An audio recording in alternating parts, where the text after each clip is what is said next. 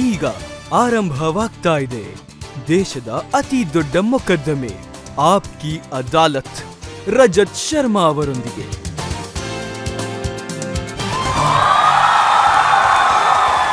ನಮಸ್ಕಾರ. Thank you.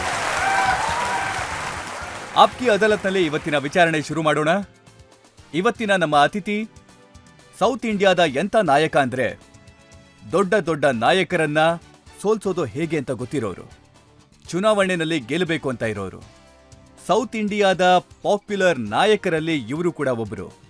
Young ಹಾಗೆ vibrant ಕೂಡ. ಪ್ಲೀಸ್ ವೆಲ್ಕಮ್ ತೆಲಂಗಾಣದ ಮುಖ್ಯಮಂತ್ರಿ ರೇವಂತ್ ರೆಡ್ಡಿ.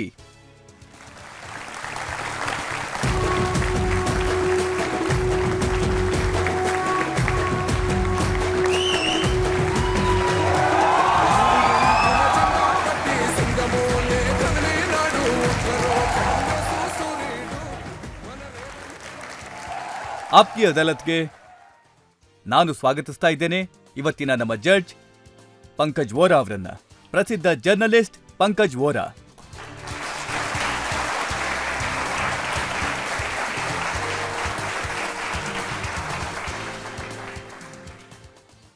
ನೀವು ಬರಬೇಕಾದ್ರೆ ಪ್ಲೇ ಆದಂತ ಹಾಡನ್ನ ಇನ್ನೊಂದ್ಸಲ ಕೇಳಿಸ್ಕೊಳ್ಳೋಣ ಸರ್.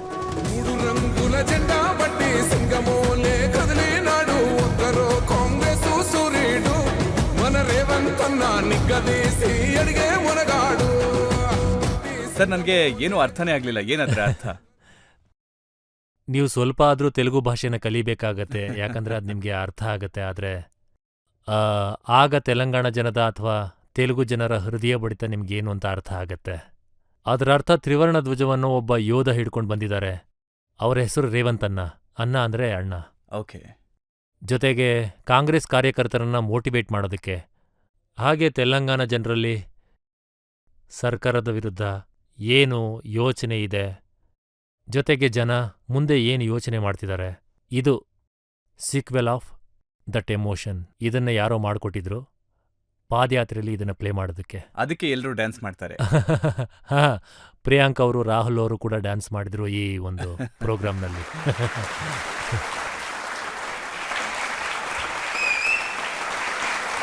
ಇವತ್ತಿನ ವಿಚಾರಣೆ ಶುರು ಮಾಡಿ. ತೆಲಂಗಾಣ ಮುಖ್ಯಮಂತ್ರಿ ರೇವಂತ್ ರೆಡ್ಡಿ ಅವರ ಜೊತೆ ಇವತ್ತಿನ ಮೊದಲ ವಿಚಾರಣೆ ಶುರು ಮಾಡೋ ಮೊದಲು ಅವರ ಪೊಲಿಟಿಕಲ್ ಕರಿಯರ್ ಬಗ್ಗೆ ಒಂದು ಸಣ್ಣ ವಿಡಿಯೋ ನೋಡೋಣ ಬನ್ನಿ. ಆಪ್ಕಿ ಅದಾಲತ್ನಲ್ಲಿ ನಮ್ಮ ಇವತ್ತಿನ ಅತಿಥಿ ರೇವಂತ್ ರೆಡ್ಡಿ ತೆಲಂಗಾಣದ ಮುಖ್ಯಮಂತ್ರಿ ಹಾಗೆ ಸ್ಟೇಟಲ್ಲಿ ಅತ್ಯಂತ ಪಾಪ್ಯುಲರ್ ಲೀಡರ್ ಆಗಿದ್ದಾರೆ. ರೇವಂತ್ ರೆಡ್ಡಿ ಅದ್ಭುತವಾದ ಕ್ಯಾಂಪೇನರ್, ಮೆಟಿಕ್ಯುಲಸ್ ಪ್ಲಾನರ್ ಆಗಿದ್ದಾರೆ. ರೇವಂತ್ ರೆಡ್ಡಿ ಹೈದರಾಬಾದ್ನ ಉಸ್ಮಾನಿಯಾ ಯೂನಿವರ್ಸಿಟಿಯಿಂದ ಆರ್ಟ್ಸ್ ಗ್ರಾಜ್ಯುಯೇಷನ್ ಪಡೆದಿದ್ದಾರೆ. ರೇವಂತ್ ರೆಡ್ಡಿ ತಮ್ಮ ಪೊಲಿಟಿಕಲ್ ಕರಿಯರ್ ಅನ್ನು ಎಬಿವಿಪಿಯ ಒಬ್ಬ ಸ್ಟೂಡೆಂಟ್ ಲೀಡರ್ ಆಗಿ ಶುರು ಮಾಡಿದ್ರು. ರೇವಂತ್ ರೆಡ್ಡಿ ಅವರು ಇಂಡಿಪೆಂಡೆಂಟ್ ಕ್ಯಾಂಡಿಡೇಟ್ ಆಗಿ ಎಂಎಲ್ಸಿ ಆಗಿದ್ದರು. ನಂತರ ರೇವಂತ್ ರೆಡ್ಡಿ ಅವರು ಚಂದ್ರಬಾಬು ನಾಯ್ಡು ಅವರ ತೆಲುಗು ದೇಶಂ ಪಾರ್ಟಿಗೆ ಸೇರಿದರು. ಟಿಡಿಪಿ ಇಂದ ಆಂಧ್ರಪ್ರದೇಶ ಅಸೆಂಬ್ಲಿಗೆ ಆಯ್ಕೆಯಾದರು. 2014ರಲ್ಲಿ ರೇವಂತ್ ರೆಡ್ಡಿ ತೆಲಂಗಾಣ ಅಸೆಂಬ್ಲಿಯ ಎಲೆಕ್ಷನ್ನಲ್ಲಿ ಗೆದ್ದು ಟಿಡಿಪಿ ಫ್ಲೋರ್ ಲೀಡರ್ ಆದರು. 2017ರಲ್ಲಿ ರೇವಂತ್ ರೆಡ್ಡಿ ರಾಹುಲ್ ಗಾಂಧಿ ಅವರ ಆಹ್ವಾನದ ಮೇರೆಗೆ ಕಾಂಗ್ರೆಸ್ ಸೇರಿದರು. ರೇವಂತ್ ರೆಡ್ಡಿ ವಿಧಾನಸಭಾ ಚುನಾವಣೆಯಲ್ಲಿ ಸೋತರು. ಆದರೆ ಅವರು ತಮ್ಮ ಕಠಿಣ ಪರಿಶ್ರಮದಿಂದ ತೆಲಂಗಾಣದಲ್ಲಿ ಕಾಂಗ್ರೆಸ್ ಅನ್ನು ಮರುಸ್ಥಾಪಿಸಿದರು. ವಿಧಾನಸಭೆ ಚುನಾವಣೆಗೂ ಸುಮಾರು 2 ವರ್ಷಗಳ ಹಿಂದೆ ರೇವಂತ್ ರೆಡ್ಡಿ ಅವರು ತೆಲಂಗಾಣ ಪ್ರದೇಶದ ಕಾಂಗ್ರೆಸ್ ಅಧ್ಯಕ್ಷರಾಗಿ ನೇಮಕಗೊಂಡರು. ರೇವಂತ್ ರೆಡ್ಡಿ ಅವರು ಕೆಸಿಆರ್ ವಿರುದ್ಧ ಅದ್ಭುತ ಪ್ರಚಾರ ನಡೆಸಿದರು. ಜನತೆಗೆ 6 ಗ್ಯಾರಂಟಿಯ ಭರವಸೆ ನೀಡಿ ಕಾಂಗ್ರೆಸ್ ಅನ್ನು ಗೆಲ್ಲಿಸಿ ರೇವಂತ್ ರೆಡ್ಡಿ ಅವರ ತೆಲಂಗಾಣದ ಮುಖ್ಯಮಂತ್ರಿಯಾಗುವ ಕನಸು ನನಸಾಗಿದೆ. ಪವರ್ಫುಲ್ ಒರೇಟರ್, ಫುಟ್ಬಾಲರ್ ಮತ್ತು ಫಿಲಂ ಪ್ರೇಮಿ ರೇವಂತ್ ರೆಡ್ಡಿ ಅವರು ಆಪ್ಕಿ ಅದಾಲತ್ನಲ್ಲಿ ತಮ್ಮ ವಾದ ತಾವೇ ಮಂಡಿಸುತ್ತಿದ್ದಾರೆ. ಬನ್ನಿ, ಹಾಗಿದ್ರೆ ನಾವು ಶುರು ಮಾಡೋಣ ಇವತ್ತಿನ ಆಪ್ಕಿ ಅದಾಲತ್ನಲ್ಲಿ ಮೊದಲ ಮೊಕದ್ದಮೆ ತೆಲಂಗಾಣದ ಮುಖ್ಯಮಂತ್ರಿ ರೇವಂತ್ ರೆಡ್ಡಿ ಅವರ ಮೇಲೆ. ಆಪ್ಕಿ ಅದಾಲತ್ನಲ್ಲಿ ತೆಲಂಗಾಣ ಮುಖ್ಯಮಂತ್ರಿ ರೇವಂತ್ ರೆಡ್ಡಿ ಅವರ ಮೇಲೆ ಇರುವ ಆರೋಪವೆಂದರೆ ಅವರು ಮನಬಂದಂತೆ ನಿರ್ಧಾರ ತೆಗೆದುಕೊಳ್ಳುತ್ತಾರೆ ಎಂದು. ರೆಡ್ಡಿ ಸರ್, ನಿಮ್ಮ ಬಾಲ್ಯದ ಬ್ಯಾಕ್ಗ್ರೌಂಡ್ ಅನ್ನ ನೋಡಿದ್ದೀನಿ. ಚೆನ್ನಾಗಿ ಓದ್ತಾ ಇದ್ರಿ, ಟಾಪರ್ ಆಗಿದ್ರಿ, ಮನೆಯಲ್ಲಿ ಖುಷಿ ಇತ್ತು, ನಿಮ್ಮ ತಂದೆ ಕೂಡ ಪೊಲೀಸ್ ಮುಖ್ಯಸ್ಥರಾಗಿದ್ರು, ಪ್ರಭಾವ ಇತ್ತು. ಆಗಿಂದ ನಾನು ಇದನ್ನ ಮಾಡ್ತೀನಿ, ನಾನು ಅದನ್ನ ಮಾಡ್ತೀನಿ, ಅದು ನನ್ನಿಷ್ಟ. ಅದು ಮುಖ್ಯ ಆಗತ್ತೆ. ನೀವು ಮತ್ತಷ್ಟು ಮುಂದೆ ಹೋಗ್ಬೇಕು ಅನ್ಕೊಂಡ್ರೆ ನಾವ್ ಏನ್ ಯೋಚನೆ ಮಾಡ್ತಿದ್ದೀವಿ ಅದನ್ನ ಮಾಡ್ಬೇಕು, ನಾವು ಯಶಸ್ವಿ ಆಗ್ತೀವಿ. ಹಾಗೆ ನಾನು ಯೋಚನೆ ಮಾಡ್ದೆ ಅವತ್ತು. ಫಲಿತಾಂಶನ ನೀವೇ ನೋಡ್ತಾ ಇದ್ದೀರಾ. ಮನಸ್ಸಿಗೆ ಬಂದಾಗೆ ನಿರ್ಧಾರ ಮಾಡದೆ ಈಗ ಮುಖ್ಯಮಂತ್ರಿ ಆಗಿದ್ದೀನಿ. ಇಲ್ಲ ಅಂದಿದ್ರೆ ನಾನು ಸರ್ಕಾರಿ ನೌಕರಿಲಿ ಕೆಲಸ ಮಾಡ್ಕೊಂಡಿರ್ತಿದ್ದೆ ಅಥವಾ ಕುಟುಂಬದವ್ರ ಜೊತೆ ಫ್ರೆಂಡ್ಸ್ ಜೊತೆ USA ಗೆ ಹೋಗಿರ್ತಿದ್ದೆ. USA ಸಾಫ್ಟ್ವೇರ್ ಇಂಜಿನಿಯರ್ ಆಗಿ ಅಥವಾ ಬೇರೆ ಏನಾದರೂ ಕೆಲಸ ಮಾಡ್ಕೊಂಡಿರ್ತಿದ್ದೆ. ಇವತ್ ನಾನು ಏನು ಅಂತ ಒಂದು ಫಲಿತಾಂಶ ನೋಡ್ತಿದ್ದೀವಿ. ಇದು ನಿಜನಾ? ಬಾಲ್ಯದಲ್ಲಿ ಸಾಕಷ್ಟು ಚೇಷ್ಟೆ ಮಾಡ್ತಿದ್ರೆ ಆದ್ರೆ ಸಿಕ್ಕು ಬೀಳ್ತಾ ಇರ್ಲಿಲ್ವಂತೆ. ಈಗ ಸಿಕ್ಕಾಕೊಂಡಿಲ್ಲ ಅಂತಿದ್ರೆ ನಾನು ಹೇಗ್ ಚೇಷ್ಟೆ ಮಾಡ್ತಿದ್ದೆ ಅಂತ ಗೊತ್ತಾಗ್ತಿತ್ತು ಹೇಳಿ. ಸಿಕ್ಕಾಕೊಂಡಿದ್ದಿದ್ರೆ ಗೊತ್ತಾಗ್ತಿತ್ತು ನಾನು ಚೇಷ್ಟೆ ಮಾಡ್ತಾ ಇದ್ದೆ ಅಂತ. ನಾನು ಸಿಕ್ಕಾಕೊಳ್ಳಿಲ್ವಲ್ಲ. ಬಹಳಷ್ಟು ವಿಷಯಗಳನ್ನ ನೀವು ನಿಮ್ಮ ಇಷ್ಟದಂತೆ ಮಾಡಿದ್ದೀರಾ. ನಿಮ್ಮ ತಾಯಿ ಹಳೆ ಮನೆಯಲ್ಲಿ ವಾಸ ಮಾಡೋದಕ್ಕೆ ಇಷ್ಟಪಡ್ತಿದ್ರು. ಮನೆ 30 ವರ್ಷಗಳಷ್ಟು ಹಳೇದಾಗಿತ್ತು. ಅದನ್ನ ನೀವು ಡೆಮೊಲಿಷ್ ಮಾಡಿದ್ರಿ. ಅಮ್ಮನ್ಗೆ ಹೇಳೂ ಇಲ್ಲ, ಹೈದರಾಬಾದ್ಗೆ ಕರ್ಸಿದ್ರಿ. ಹೌದು, ಅದು ತುಂಬಾ ಹಳೆ ಮನೆ. ನಮ್ಮ ತಾತ ನಮ್ಮ ಅಜ್ಜಿ ಇದ್ದಂಥ ದೊಡ್ಡ ಕುಟುಂಬದ ಮನೆ ಅದು. ತುಂಬಾ ಜನ ಇರ್ತಾ ಇದ್ವಿ. ನಾವ್ 7 ಜನ ಸಹೋದರರು, ಒಬ್ಳು ಸಹೋದರಿ. ನಾವ್ 7 ಜನ ಸಹೋದರರು ಹೊರಗಡೆ ಬಂದ್ಬಿಟ್ಟಿದೀವಿ. ಕೆಲವರು USA ಗೆ ಹೋದ್ರು, ಕೆಲವರು ಹೈದ್ರಾಬಾದ್ಗೆ ಹೋದ್ರು, ಮತ್ತೆ ಕೆಲವರು ಹಳ್ಳಿಲೇ ಇದ್ದಾರೆ. ಅಮ್ಮ ಒಬ್ಬರೇ ಇರ್ತಾ ಇದ್ರು. ಅಂದ್ರೆ ಹಳೆ ಮನೆ ಆಗಿದ್ದಿದ್ರಿಂದ ಮೇಂಟೆನೆನ್ಸ್ ಜಾಸ್ತಿ ಆಗ್ತಾ ಇತ್ತು. ಅಮ್ಮ ಹೇಳ್ತಾ ಇದ್ರು ನನ್ನ ಜೀವ ಇರೋವರೆಗೂ ನಾನು ಇಲ್ಲೇ ಇರ್ತೀನಿ ಅಂತ. ನಾನು ಯೋಚನೆ ಮಾಡ್ದೆ ಸಂಕಟ ದೂರ ಮಾಡಬೇಕು ಅಂತ. ಹೈದರಾಬಾದ್ಗೆ ಬರಕ್ ಹೇಳ್ದೆ. JCPನ ಕಳಿಸ್ದೆ, ಮನೆನೆಲ್ಲ ಒಡ್ಸಾಕ್ದೆ. 1 ವಾರ ಆದ್ಮೇಲೆ ಅಮ್ಮನಿಗೆ ಗೊತ್ತಾಯ್ತು. ಆಗ ಮನೆ ಒಡೆದಾಕಿದ್ದೀನಿ ಅನ್ನೋದು ಅಮ್ಮನಿಗೆ ಕೋಪ ಬಂತು. ಮನ್ಸಿಗೆ ಬಂದ ಹಾಗೆ ಮಾಡಿದ್ದಾರೆ ಅಂತ. ನಿಮ್ಮ ಪ್ರೀತಿ ವಿಷಯದ ಬಗ್ಗೆ ನಾನು ಒಂದು ಕೇಳಿದ್ದೆ. ಇಂಟರ್ ಕಾಲೇಜ್ನಲ್ಲಿ ಹುಡುಗಿನ ಮೆಚ್ಚೋದಕ್ಕೆ ತಮ್ಮ ಕೈಲಾದಷ್ಟು ಪ್ರಯತ್ನ ಮಾಡಿದ್ರು.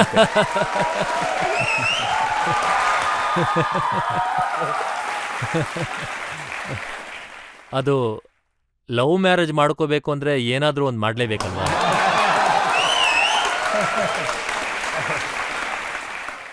ಆದ್ರೆ ನಾನ್ ಕೇಳ್ಪಟ್ಟಿದ್ದೆ, ಹುಡುಗಿ ತಂದೆ ತಾಯಿ ಅದನ್ನ ಒಪ್ಪದ ಕಾರಣ ಅವರು ಹುಡುಗಿನ ಡೆಲ್ಲಿ ಕಳಿಸಿದ್ರು ನಿಮ್ಮಿಂದ ಕಾಪಾಡೋದಕ್ಕೆ. ಡೆಲ್ಲಿ ಎಷ್ಟು ದೂರ ಇದೆ? 7 ಸಮುದ್ರದ ದೂರ ಇದ್ರೂ ಕೂಡ ಈಗಿನ ಕಾಲದಲ್ಲಿ ಹೋಗ್ಬಿಡ್ತಾರೆ. ಇನ್ನು ಡೆಲ್ಲಿ ಎಷ್ಟು ದೂರ ಇದೆ ಮಹಾ? ಕಳಿಸಿದ್ರು ಡೆಲ್ಲಿಗೆ, ನಾನು ಡೆಲ್ಲಿಗೆ ಬಂದಿದ್ದೆ, ಆಗ್ಲೇ ನೋಡಿದ್ದೆ ನಾನು. ಹಾಗೆ ಇವತ್ತು ನೀವು ಕರೆದಿದ್ದೀರಾ. ಹಾಗಾದ್ರೆ ಹೇಗ್ ಮದ್ವೆ ಮಾಡ್ಕೊಂಡ್ರಿ? Love come arrange marriage. ಅದು ನಾವು ಲವ್ ಮಾಡಿದ್ವಿ, ಅವರು ಮ್ಯಾರೇಜ್ಗೆ ಅರೇಂಜ್ ಮಾಡಿದ್ರು. ನಿಮ್ಮ ಬ್ಯಾಕ್ಗ್ರೌಂಡ್ ಅನ್ನ ನೋಡಿದ್ರೆ ನೀವು ಒಳ್ಳೆಯ ಒರೇಟರ್, ಪೇಂಟರ್, ರೈಟರ್, ಥಿಂಕರ್ ಕೂಡ. ಹಾಗಿದ್ದು ನೀವು ರಾಜಕೀಯಕ್ಕೆ ಯಾಕೆ ಬಂದ್ರಿ? ರಾಜಕೀಯ ನಮ್ಮ ದೊಡ್ಡಣ್ಣ ಪೊಲೀಸ್ ಡಿಪಾರ್ಟ್ಮೆಂಟ್ನಲ್ಲೇ ಇದ್ರು. ನಿಮ್ಗೆ ಗೊತ್ತಿದೆ ನಮ್ಮ ಊರಿನ ಬಗ್ಗೆ, ನಮ್ಮ ಊರು ಹೇಗಿದೆ ಅಂತ ಹೇಳಿ. ನಮ್ಮ ಊರು ಹೇಗಿದೆ ಅಂದರೆ ಅಲ್ಲಿ ಸುಮಾರು 2,000ದಷ್ಟು ಜನ ಪಾಪ್ಯುಲೇಷನ್ ಇದೆ ಅಂತ ಅನ್ಕೋಬೋದು. ನಮ್ಮ ಹಳ್ಳಿ ಫ್ಯಾಕ್ಷನ್ ವಿಲೇಜ್. ನಮ್ಮ ಹಳ್ಳಿ ಜನದ ಜೊತೆ ಯಾವಾಗಲೂ ಈ ದಾಯಾದಿಗಳಿಂದ ಲೂಟಿ, ಮರ್ಡರ್ ಇಂತಹದ್ದೇ ಎಲ್ಲ ಬ್ಯಾಕ್ಗ್ರೌಂಡ್ಸ್ಗಳಿರ್ತಾ ಇತ್ತು. ನಿಮಗೂ ಎಲ್ಲ ಗೊತ್ತಿರುತ್ತೆ. ಆ ಅಪ್ಪನಿಗೂ ಕೂಡ ಮರ್ಡರ್ ಕೇಸ್ನಲ್ಲಿ ಕನ್ವಿಕ್ಷನ್ ಆಗಿತ್ತು ಸೆಷನ್ ಕೋರ್ಟಲ್ಲಿ. ಆಮೇಲೆ ಅದಾದ್ಮೇಲೆ ಹೈಕೋರ್ಟ್ನಲ್ಲಿ ಆಕ್ಯುಲೇಟ್ ಆಯಿತು. ಅದು ಬೇರೆ ವಿಷಯ, ಸುಳ್ಳು ಕೇಸು ಈ ರೀತಿ. ನನ್ನ ತಮ್ಮ ಇಂಟರ್ಮೀಡಿಯೇಟ್ನಲ್ಲಿ ಇದ್ದಾಗ ಅವನಿಗೆ ಒಬ್ಬರು ಪೊಲೀಸ್ ಅಧಿಕಾರಿ ಹೊಡೆದಿದ್ರು. ಈ ಹಳ್ಳಿ ಸುಧಾರಿಸ್ಬೇಕು ಅಂದರೆ ಇವರನ್ನ ಹೊರಗಡೆ ಹಾಕಬೇಕು. ಅಂದರೆ ಹಳ್ಳಿಯಿಂದ. ಹಳ್ಳಿಯ ಫ್ಯಾಕ್ಷನ್, ಗ್ರೂಪ್ಗಳು, ಹಾಗೆ ಫೈಟ್ ಇಡೀ ಗ್ರಾಮದಲ್ಲಿ 30-40 ವರ್ಷಗಳಿಂದ ಗ್ರಾಮದಲ್ಲಿ ಯಾರೂ ನೆಮ್ಮದಿಯಾಗಿ ನಿದ್ದೆ ಮಾಡಲಿಲ್ಲ. ನಮ್ಮ ದೊಡ್ಡಣ್ಣನ ಪೊಲೀಸ್ ಡಿಪಾರ್ಟ್ಮೆಂಟ್ಗೆ ಸೇರಿಸಿದ್ವಿ ಆಸ್ ಎ ಕಾನ್ಸ್ಟೇಬಲ್ ಆಗಿ. ಆಗ ನಮ್ಮ ಕುಟುಂಬದ ಒಂದು ರೀತಿಯಲ್ಲಿ ಒಂದು ದೊಡ್ಡ ಲ್ಯಾಂಡ್ಲಾರ್ಡ್, ಅವರು ಒಳ್ಳೆ ರೆಪ್ಯೂಟೆಡ್ ಫ್ಯಾಮಿಲಿ ಅವರು. ಇಂಥ ಕುಟುಂಬದಲ್ಲಿ ಒಬ್ಬ ಪೊಲೀಸ್ ಡಿಪಾರ್ಟ್ಮೆಂಟ್ಗೆ ಜಾಯಿನ್ ಆಗಿದ್ದಾರೆ, ಅದು ಕಾನ್ಸ್ಟೇಬಲ್ ಆಗಿ. ಏನದು? ಎಷ್ಟೋ ದಿನ ಸಂಬಂಧಿಕರು ಕೂಡ ಬಂದೇ ಇರಲಿಲ್ಲ ನಮ್ಮನೆಗೆ. ಅಯ್ಯೋ, ಇವ್ರಿಗೆ ಇಷ್ಟು ಚಿಕ್ಕ ಕೆಲಸ ಮಾಡೋಂಥದ್ದು ಏನಿದೆ ಅಂತ. ಅದಕ್ಕೆ ನಮ್ಮ ಅಣ್ಣ ಯೋಚನೆ ಮಾಡ್ದ, ಇವರೆಲ್ಲ ನಮ್ಮ ಮಾತು ಕೇಳಬೇಕು ಅಂದರೆ ನಾನು ರಾಜಕೀಯಕ್ಕೆ ಬರಬೇಕು ಅಂತ. ರಾಜಕೀಯದಿಂದ ಮಾತ್ರ ನಾವು ಎಲ್ಲನೂ ಮಾಡಬಹುದು ಅನ್ಕೊಂಡ. ಅದಕ್ಕೆ ನಮ್ಮ ಅಣ್ಣ ನಮ್ಮನ್ನ ಆ ಹಳ್ಳಿಯಿಂದ ಕರ್ಕೊಂಡು ಬಂದು ಅವನು ಎಲ್ಲಿ ಕೆಲಸ ಮಾಡ್ತಿದ್ನೋ ಅಲ್ಲಿ ನಮಗೆ ಓದಕ್ಕೆ ಸೇರಿಸ್ದ. ಯಾಕಂದ್ರೆ ಆಗ ಯಾರೇ ರಾಜಕೀಯ ವ್ಯಕ್ತಿಗಳು ಊರಿಗೆ ಬರಬೇಕು ಅಂತಂದ್ರೆ ಮೊದಲು ನಮ್ಮ ಮನೆಗೆ ಬರಬೇಕಾಗಿತ್ತು. ಬೇರೆ ಕಡೆ ಎಲ್ಲೂ ಹೋಗುವಂಥ ಅವಕಾಶ ಇರ್ತಿರ್ಲಿಲ್ಲ. ಯಾರಿಗೂ ಕೂಡ ಅವಕಾಶ ಇರ್ತಿರ್ಲಿಲ್ಲ. ಯಾರೇ ಓಟ್ ಕೇಳಬೇಕು ಅಂದ್ರೆ ನಮ್ಮ ಮನೆಗೆ ಬರಬೇಕಿತ್ತು. ಯಾರೇ ರಾಜಕೀಯ ವ್ಯಕ್ತಿ ಬರಬೇಕು ಅಂದ್ರೆ ನಮ್ಮ ಮನೆಗೆ ಬರಬೇಕು, ಯಾವುದೇ ಪೊಲೀಸ್ ಆದರೂ ನಮ್ಮ ಮನೆಗೆ ಬರಬೇಕು. ಕೇಸ್ ಆದ್ಮೇಲೆ, ಆ ಘಟನೆ ಆದ್ಮೇಲೆ ಜನಗಳ ಮನೆಗೆ ಬರೋದೇ ಬಿಟ್ಬಿಟ್ರು. ಆಗ ಅಣ್ಣ ಯೋಚನೆ ಮಾಡ್ದ, ನಾವು ಕೂಡ ಯಾಕೆ ರಾಜಕೀಯ ನಾಯಕರಾಗಬಾರ್ದು ಅಂತ. ನಾನು ಯೋಚನೆ ಮಾಡ್ದೆ ಯಾಕಾಗಬಾರ್ದು ಅಂತ. ಆದ್ರೆ ಅದಕ್ಕೇನೆ ಮುಖ್ಯಮಂತ್ರಿ ಆಗ್ತೀನಿ ಅಂತ ನೀವು ಯೋಚಿಸಿದ್ರಾ? ಮುಖ್ಯಮಂತ್ರಿ ಬಗ್ಗೆ ನಾನು 2009ರಲ್ಲೇ ಯೋಚನೆ ಮಾಡಿದ್ದೆ. ತೆಲಂಗಾಣ ಆಗ್ತಿದೆ, ತೆಲಂಗಾಣ ಆದ್ಮೇಲೆ ನಾನು ಮುಖ್ಯಮಂತ್ರಿ ಆಗ್ತೀನಿ ಅಂತ. ಅದಕ್ಕಿಂತ ಮೊದಲು ನಾನು ನಾಯಕನಾಗೋದಕ್ಕೆ ಪ್ರಯತ್ನ ಪಟ್ಟಿದ್ದೆ. ಈಗ ನಾನು ಆಗಿದ್ದೀನಿ. ಇವತ್ತು ನಮ್ಮ ದೊಡ್ಡಣ್ಣ ಇಲ್ಲ. ನಾನು ಯೋಚನೆ ಮಾಡಿದೆ ರಾಜಕೀಯಕ್ಕೆ ಬರಬೇಕು ಅಂತ. ಇಷ್ಟು ಬಂದೆ. ಕಾನ್ಫಿಡೆನ್ಸ್ ಎಲ್ಲಿಂದ ಬಂತು ನೀವು ಮುಖ್ಯಮಂತ್ರಿ ಆಗ್ತೀನಿ ಅಂತ? ನನ್ನ ಯೋಚನೆ ಬಗ್ಗೆ ಕ್ಲಾರಿಟಿ ಇದೆ. ಚಂದ್ರಬಾಬು ನಾಯ್ಡು ಮುಖ್ಯಮಂತ್ರಿ ಆಗಬಹುದು, ವೈ.ಎಸ್. ರಾಜಶೇಖರ್ ರೆಡ್ಡಿ ಮುಖ್ಯಮಂತ್ರಿ ಆಗಬಹುದು. ನಾನ್ಯಾಕಾಗಬಾರ್ದು ಅಲ್ವಾ? ಅವರು ಕೂಡ ಮಿಡಿಲ್ ಕ್ಲಾಸ್ನವರೇನೆ, ಅವರು ಕೂಡ ರೈತರ ಕುಟುಂಬದವರು. ನಾನ್ಯಾಕಾಗಬಾರ್ದು? ನೋಡಿ, ತುಂಬಾ ಜನ ಹಣ ಸಂಪಾದನೆ ಮಾಡೋದಕ್ಕೆ ರಾಜಕೀಯಕ್ಕೆ ಬರ್ತಾರೆ. ಆದ್ರೆ ನೀವು ನಿಮ್ಮ ಮನೇನ ಕೆಡವಿ ಇಲ್ಲಿಗೆ ಬಂದ್ರಿ, ಪ್ರಾಪರ್ಟಿನ ಮಾರಿ ಚುನಾವಣೆ ಸ್ಪರ್ಧಿಸಿದ್ರಿ ಅಂತ ಕೇಳ್ಪಟ್ಟೆ.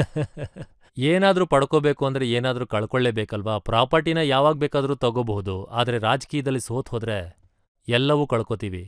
ಎಲ್ಲ ಹೋದ್ರೆ ಪ್ರಾಪರ್ಟಿ ಇದ್ದೇನು ಪ್ರಯೋಜನ?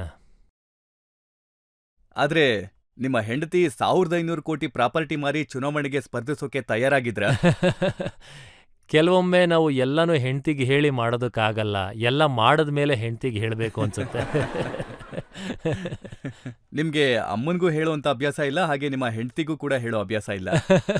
ಕೆಲವೊಂದು ವಿಷಯಗಳು ಹಾಗೇ ಇರ್ತವೆ, ನಾವು ಮಾಡಿದ ಮೇಲೆ ಹೇಳಬೇಕಾಗತ್ತೆ. ಎಲ್ಲದಕ್ಕೂ ಪರ್ಮಿಷನ್ ತಗೋಬೇಕು ಅಂದ್ರೆ ಅಷ್ಟು ಸುಲಭ ಆಗೋದಿಲ್ಲ. ಸಲೀಸಾಗಿ ಏನು ಸಿಗಲ್ವಲ್ಲ. ಅಸಾದುದ್ದೀನ್ ಓವೈಸಿ ಹೇಳಿಕೆನಲ್ಲಿ ನಾನು ನಿಮ್ ಬಗ್ಗೆ ಓದಿದ್ದೆ. ಅವರು ನಿಮ್ಗೆ ಹೇಳಿದ್ರು ನೀವು RSS ಅಣ್ಣ, ಹಾಗೆ ಇವರು ಕಾಂಗ್ರೆಸ್ಸಿಗರಲ್ಲ, ನಿಜವಾದ RSS ಚಡ್ಡಿ ಅವರು ಅಂತ. ನಾನು ಇದು ಕೂಡ ಹೇಳಿದ್ದೆ, ಲಿಕ್ಕರ್ ಪಾರ್ಟಿ ನಿಕ್ಕರ್ ಪಾರ್ಟಿ ಒಂದಾಗಿದ್ದಾರೆ ಅಂತ. ಲಿಕ್ಕರ್ ಪಾರ್ಟಿ ಅಂದ್ರೆ BSR, ನಿಕ್ಕರ್ ಪಾರ್ಟಿ ಅಂದ್ರೆ BJP. ಈ ಎರಡರ ಬಗ್ಗೆನೂ ಸಂಶೋಧನೆ ಮಾಡ್ತಾರೆ ಅಸದುದ್ದೀನ್ ಓವೈಸಿ ಅವರು. ಯಾಕಂದ್ರೆ ಅಸದ್ ಅವರು ಯಾವಾಗ್ಲೂ ಈ ಚೆಕ್ ಮತ್ತು ಬ್ಯಾಲೆನ್ಸ್ಗಳನ್ನು ಬ್ಯಾಲೆನ್ಸ್ ಮಾಡೋದಕ್ಕೆ ಪ್ರಯತ್ನ ಮಾಡ್ತಾನೇ ಇದ್ರು. ನಾನು ಯಾವಾಗ್ಲೂ ಮರೆ ಮಾಡಲ್ಲ, ವಿದ್ಯಾರ್ಥಿ ಪರಿಷತ್ನಲ್ಲಿ ನಾನು ಕೆಲಸ ಮಾಡ್ತಾ ಇದ್ದೆ. ವಿದ್ಯಾರ್ಥಿ ಪರಿಷತ್ ಪಾಲಿಟಿಕ್ಸ್ನಲ್ಲಿ ನಾನು ಆಕ್ಟಿವ್ ಆಗೇ ಇದ್ದೆ. ಅದಾದ್ಮೇಲೆ ಬಿಸ್ನೆಸ್ಸಿಗೆ ಹೋದೆ. ಬಿಸ್ನೆಸ್ ಆದ್ಮೇಲೆ ನಾನು independent ZPTC 2006 June independent ZPTC ಗೆದ್ದೆ. 2007 ಜೂನ್ MLA ಇಂಡಿಪೆಂಡೆಂಟ್ ಆಗಿ ಗೆದ್ದೆ. ರಾಜಶೇಖರ್ ಅವರ ವಿರುದ್ಧವಾಗಿ ಸರ್ಕಾರ ಕಾಂಗ್ರೆಸ್ದಾಗಿತ್ತು ಆಗ. ನನ್ನ ಕುಟುಂಬದ ಅನೇಕರು ಮಂತ್ರಿಗಳಾಗಿದ್ರು ಆಗ. ಎಲ್ಲರ ವಿರುದ್ಧ ಚುನಾವಣೆಯಲ್ಲಿ ಸ್ಪರ್ಧೆ ಮಾಡಿ MLC ಆದೆ. 2009 ಜೂನಲ್ಲಿ ನಾನು ಮೊದಲನೇ ಬಾರಿಗೆ ಶಾಸಕನಾದೆ. 2014 ಜೂನಲ್ಲಿ ನಾನು 2ನೇ ಬಾರಿ ಶಾಸಕನಾದೆ. 2019 ಜೂನ್ ನಲ್ಲಿ ನಾನು MP ಆದೆ. ಭಾರತದ ದೊಡ್ಡ ಕಾನ್ಸ್ಟಿಟ್ಯೂನ್ಸಿ ಅದು.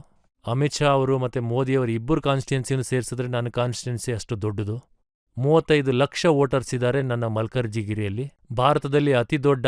ಭಾರತದಲ್ಲೆಲ್ಲ ಪ್ರಪಂಚದಲ್ಲೇ ಅತಿ ದೊಡ್ಡ ಕಾನ್ಸ್ಟಿಟ್ಯೂನ್ಸಿ ನಾನು ರೆಪ್ರೆಸೆಂಟ್ ಮಾಡಿದ್ದೀನಿ. ಹಾಗಾಗಿ ನಾನು ಎಲ್ಲ ಜಾಗದಲ್ಲೂ ಯಾವುದನ್ನೂ ಕೂಡ ಬಚ್ಚಿಟ್ಟುಕೊಂಡು ಕೆಲಸ ಮಾಡಿಲ್ಲ. ನಾನು ನೇರವಾಗೇ ಹೇಳಿದ್ದೀನಿ. ಕಾಂಗ್ರೆಸ್ ಪಕ್ಷಕ್ಕೆ ಸೇರ್ಕೊಳ್ಳೋದಕ್ಕೆ ರಾಹುಲ್ ಗಾಂಧಿ ಅವರು ಕರೆ ಕೊಟ್ಟಾಗ ನಾನು ರಾಹುಲ್ ಅವ್ರಿಗೆ ತೋರಿಸಿದ್ದೀನಿ. ವಿದ್ಯಾರ್ಥಿ ಪರಿಷತ್ತಲ್ಲಿ ನಾನು ಆ ಪೊಲಿಟಿಕ್ನಲ್ಲಿ ತುಂಬ ಆಕ್ಟಿವ್ ಆಗಿದ್ದೆ. ಆಮೇಲೆ ನಾನು ಬಿಸ್ನೆಸ್ಗೆ ಹೋದೆ. ಅದಾದ್ಮೇಲೆ ನಾಯ್ಡು ಪಾರ್ಟಿಗೆ ಹೋದೆ. ಇಂಡಿಪೆಂಡೆಂಟಾಗಿ ಗೆದ್ಮೇಲೆ ನಾನು ನಾಯ್ಡು ಅವರ ವಿರುದ್ಧ ಪಕ್ಷಕ್ಕೆ ಹೋಗಿ ಸೇರ್ಕೊಂಡೆ. ನಾನು ಯಾವುದೇ ಪವರ್ ಪಾಲಿಟಿಕ್ಸ್ನಲ್ಲಿಲ್ಲ. ಹಾಗಾಗಿ ಅಸದುದ್ದೀನ್ ಓವೈಸಿಯವರು ನನ್ನನ್ನು ಸೋಲ್ಸೋದಕ್ಕೆ ಯಾವುದೇ ಕಾರಣ ಸಿಕ್ಕಲಿಲ್ಲ. ಮುಸ್ಲಿಂ ಯುವಕರು ನನ್ನ ಜೊತೆ ಕೆಲಸ ಮಾಡ್ತಾ ಇದ್ರು, ನನ್ನ ಅರ್ಥ ಮಾಡ್ಕೊಳ್ಳಿಲ್ಲ. ನಾನು 2-3 ಪ್ರೋಗ್ರಾಮ್ ರಾಹುಲ್ ಅವರು ನನ್ನ ಜೊತೆ ಭಾರತ್ ಜೋಡೋ ಕಾರ್ಯಕ್ರಮದಲ್ಲಿ ತುಂಬಾ ಪ್ರಯತ್ನ ಪಟ್ರು. ಓಲ್ಡ್ ಸಿಟಿಗೆ ಬಂದು ನೋಡಿ, ಅದನ್ನು ಮಾಡಬಹುದು, ಇದನ್ನು ಮಾಡಬಹುದು. ನಾನು ಹೇಳ್ದೆ ಚಾರ್ಮಿನಾರ್ನಲ್ಲಿ ನಿಂತು ತ್ರಿವರ್ಣ ಧ್ವಜವನ್ನ ಹಾರಿಸ್ತೀನಿ ಅಂತ. ರಾಹುಲ್ ಅವ್ರು ಬರ್ತಾರೆ, ನಿಮಗ್ ಧೈರ್ಯ ಇದ್ರೆ ಅದನ್ನ ತಡೆದು ನಿಲ್ಲಿಸಿ ಅಂತಂದೆ. ನಾನು ತೋರಿಸ್ದೆ. 2 ಲಕ್ಷ ಜನರನ್ನ ಸೇರಿಸಿದೆ ಚಾರ್ಮಿನಾರ್ ಮುಂದೆ. ನೀವು ಬೇಕಾದ್ರೆ ವಿಜುವಲ್ ನೋಡಿ. ನಾನು ಮಾಡಿದ್ದು ಅವ್ರಿಗೆ ಭಯ ಇದೆ. ಅವರು ಎಷ್ಟು ಸುಳ್ಳು ತಿಳುವಳಿಕೆಗಳನ್ನ ಹರಡಿಸಿದ್ದಾರೆ ಅಂದ್ರೆ, ಓಲ್ಡ್ ಸಿಟಿಗೆ ಯಾರೂ ಬರೋಂತಿಲ್ಲ, ಯಾರನ್ನು ಬಂದ್ರು ಬಿಡೋದಿಲ್ಲ, ಓಲ್ಡ್ ಸಿಟಿ ನಮ್ಮಡ್ಡ ಅಂದ್ರೆ ಹೈದರಾಬಾದ್ ಪಾರ್ಲಿಮೆಂಟ್. ಅದಕ್ಕೆ ನಾನು ನಮ್ದು ಅಂತ ಹೇಳ್ದೆ. ಈ ಹೈದರಾಬಾದ್ ನಗರ ನಮ್ದು, ನಮ್ಮ ನಗರ ಅಂತ ಹೇಳ್ದೆ. ನಾವು ಕಷ್ಟಪಟ್ಟಿದ್ದನ್ನ ನಿರ್ಮಿಸಿರೋದು ಅಂತ ಹೇಳ್ದೆ. ತಡೀರಿ, ತಡೆದ್ ನೋಡಿ ಅಂತ ಹೇಳ್ದೆ. ನಾನು ಚಾರ್ಮಿನಾರ್ ಮುಂದೆ 2 ಲಕ್ಷ ಜನರನ್ನ ಸೇರಿಸಿದ್ದೆ. ಚಾರ್ಮಿನಾರ್ ಮುಂದೆ ಹೋದೆ. ಕಾಂಗ್ರೆಸ್ ಪಾರ್ಟಿ ಬಾವುಟ ಹಾರಿಸ್ದೆ ರಾಜೀವ್ ಗಾಂಧಿಯವರು ಎಲ್ಲಿ ಬಾವುಟವನ್ನ ಹಾರಿಸಿದ್ರು ಅದೇ ಜಾಗದಲ್ಲೇ ನಾನು ರಾಹುಲ್ ಗಾಂಧಿಯವ್ರ ಜೊತೆ ಬಾವುಟವನ್ನ ಹಾರಿಸ್ದೆ. ಅಲ್ಲಿಂದ ರ್ಯಾಲಿ ನಡೆಸ್ದೆ, 15 ಕಿಲೋಮೀಟರ್ ಪಾದಯಾತ್ರೆನ ಮಾಡಿದ್ವಿ ಓಲ್ಡ್ ಸಿಟಿಲಿ. ಆಗ ಅವ್ರಿಗನ್ಸ್ತು ನಾನು ಎಲ್ಲರನ್ನೂ ಎದುರಿಸಿ ಓಡಿಸಿದ್ದೀನಿ, ಆದ್ರೆ ಇವ್ನು ಮಾತ್ರ ಯಾಕೆ ಹೆದರ್ತಾ ಇಲ್ಲ. ನೀವು ಹೆದರ್ಸ್ಬಿಟ್ರಿ, ನೀವು ಹೇಳಿದ್ರಿ ಶೇರ್ವಾನಿ ಒಳಗೆ ನಿಕ್ಕರ್ ಇದೆ ಅಂತ. ನಾನೀಗ ತುಂಬಾನೇ ಹೇಳ್ಬಿಟ್ಟಿದ್ದೀನಿ, ಇನ್ನೇನ್ ಹೇಳಿ. ಶೇರ್ವಾನಿ ಒಳಗಡೆ ನಿಕ್ಕರ್ ಇದೆ ಆದ್ರೆ ಪೈಜಾಮಲ್ಲಿ ಇಲ್ಲ ಅಂತ ಹೇಳಿದ್ದೆ. ನಾನು ಆ ಮಾತು ಹೇಳಿದ್ದೆ, ಅಣ್ಣ ನಿಮ್ಮ ಹತ್ರ ಪೈಜಾಮನೇ ಇಲ್ಲ, ನೀವು ನನಗೇನೆ ಹೇಳ್ತೀರಾ? ನಾನು ನಿಕ್ಕರ್ ಹಾಕಬೇಕು ಅಂತಿದ್ರೆ ಬಹಿರಂಗವಾಗಿ ಹಾಕ್ತೀನಿ, ಮುಚ್ಕೊಂಡೆಲ್ಲ ಹಾಕೊಳ್ಳೋದಿಲ್ಲ. ಆದ್ರೆ ರಾಹುಲ್ ಗಾಂಧಿ ಬಗ್ಗೆ ತುಂಬಾ ಜನ ಹೇಳ್ತಾರೆ, ಅವರು ಯಾರನ್ನೂ ಭೇಟಿ ಮಾಡೋದಿಲ್ಲ, ಯಾರ ಜೊತೆನೂ ಹೆಚ್ಚು ಮಾತಾಡೋದಿಲ್ಲ. ಆದ್ರೆ ನೀವ್ ಹೇಗೆ ರಾಹುಲ್ ಗಾಂಧಿ ಅವರಿಗೆ ಹೊಂದ್ಕೊಂಡಿದ್ದೀರಿ? ರಜತ್ ಶರ್ಮಾ ಅವರೇ, ನಾನು ಒಂದು ಮಾತನ್ನ ಹೇಳ್ತೀನಿ. ರಾಹುಲ್ ಗಾಂಧಿಯವ್ರ ಬಗ್ಗೆ ನನ್ನ ಅಬ್ಸರ್ವೇಷನ್ ಪ್ರಕಾರ, ನನ್ನ ಪಾಯಿಂಟ್ ಆಫ್ ವ್ಯೂ ಅಲ್ಲಿ, ಬೇರೆಯವ್ರ ಅಬ್ಸರ್ವೇಷನ್ ಏನಿದೆಯೋ ಅವ್ರ ಪಾಯಿಂಟ್ ಆಫ್ ವ್ಯೂ ಏನಿದೆಯೋ ನನಗೆ ಗೊತ್ತಿಲ್ಲ. ಹೆಚ್ಚಿನ ಜನ ಅಂದ್ರೆ 99% ರಾಹುಲ್ ಗಾಂಧಿಯವ್ರನ್ನ ಭೇಟಿಯಾದ ತಕ್ಷಣ ಅವರಿಂದ ಯಾವ್ದಾನ ಒಂದು ಸ್ಥಾನವನ್ನ ಕೇಳೋದಕ್ಕೆ ಪ್ರಯತ್ನ ಮಾಡ್ತಾರೆ. ಅಪ್ಲಿಕೇಶನ್ಗಳನ್ನು ತಗೊಂಡು ಹೋಗ್ತಾರೆ.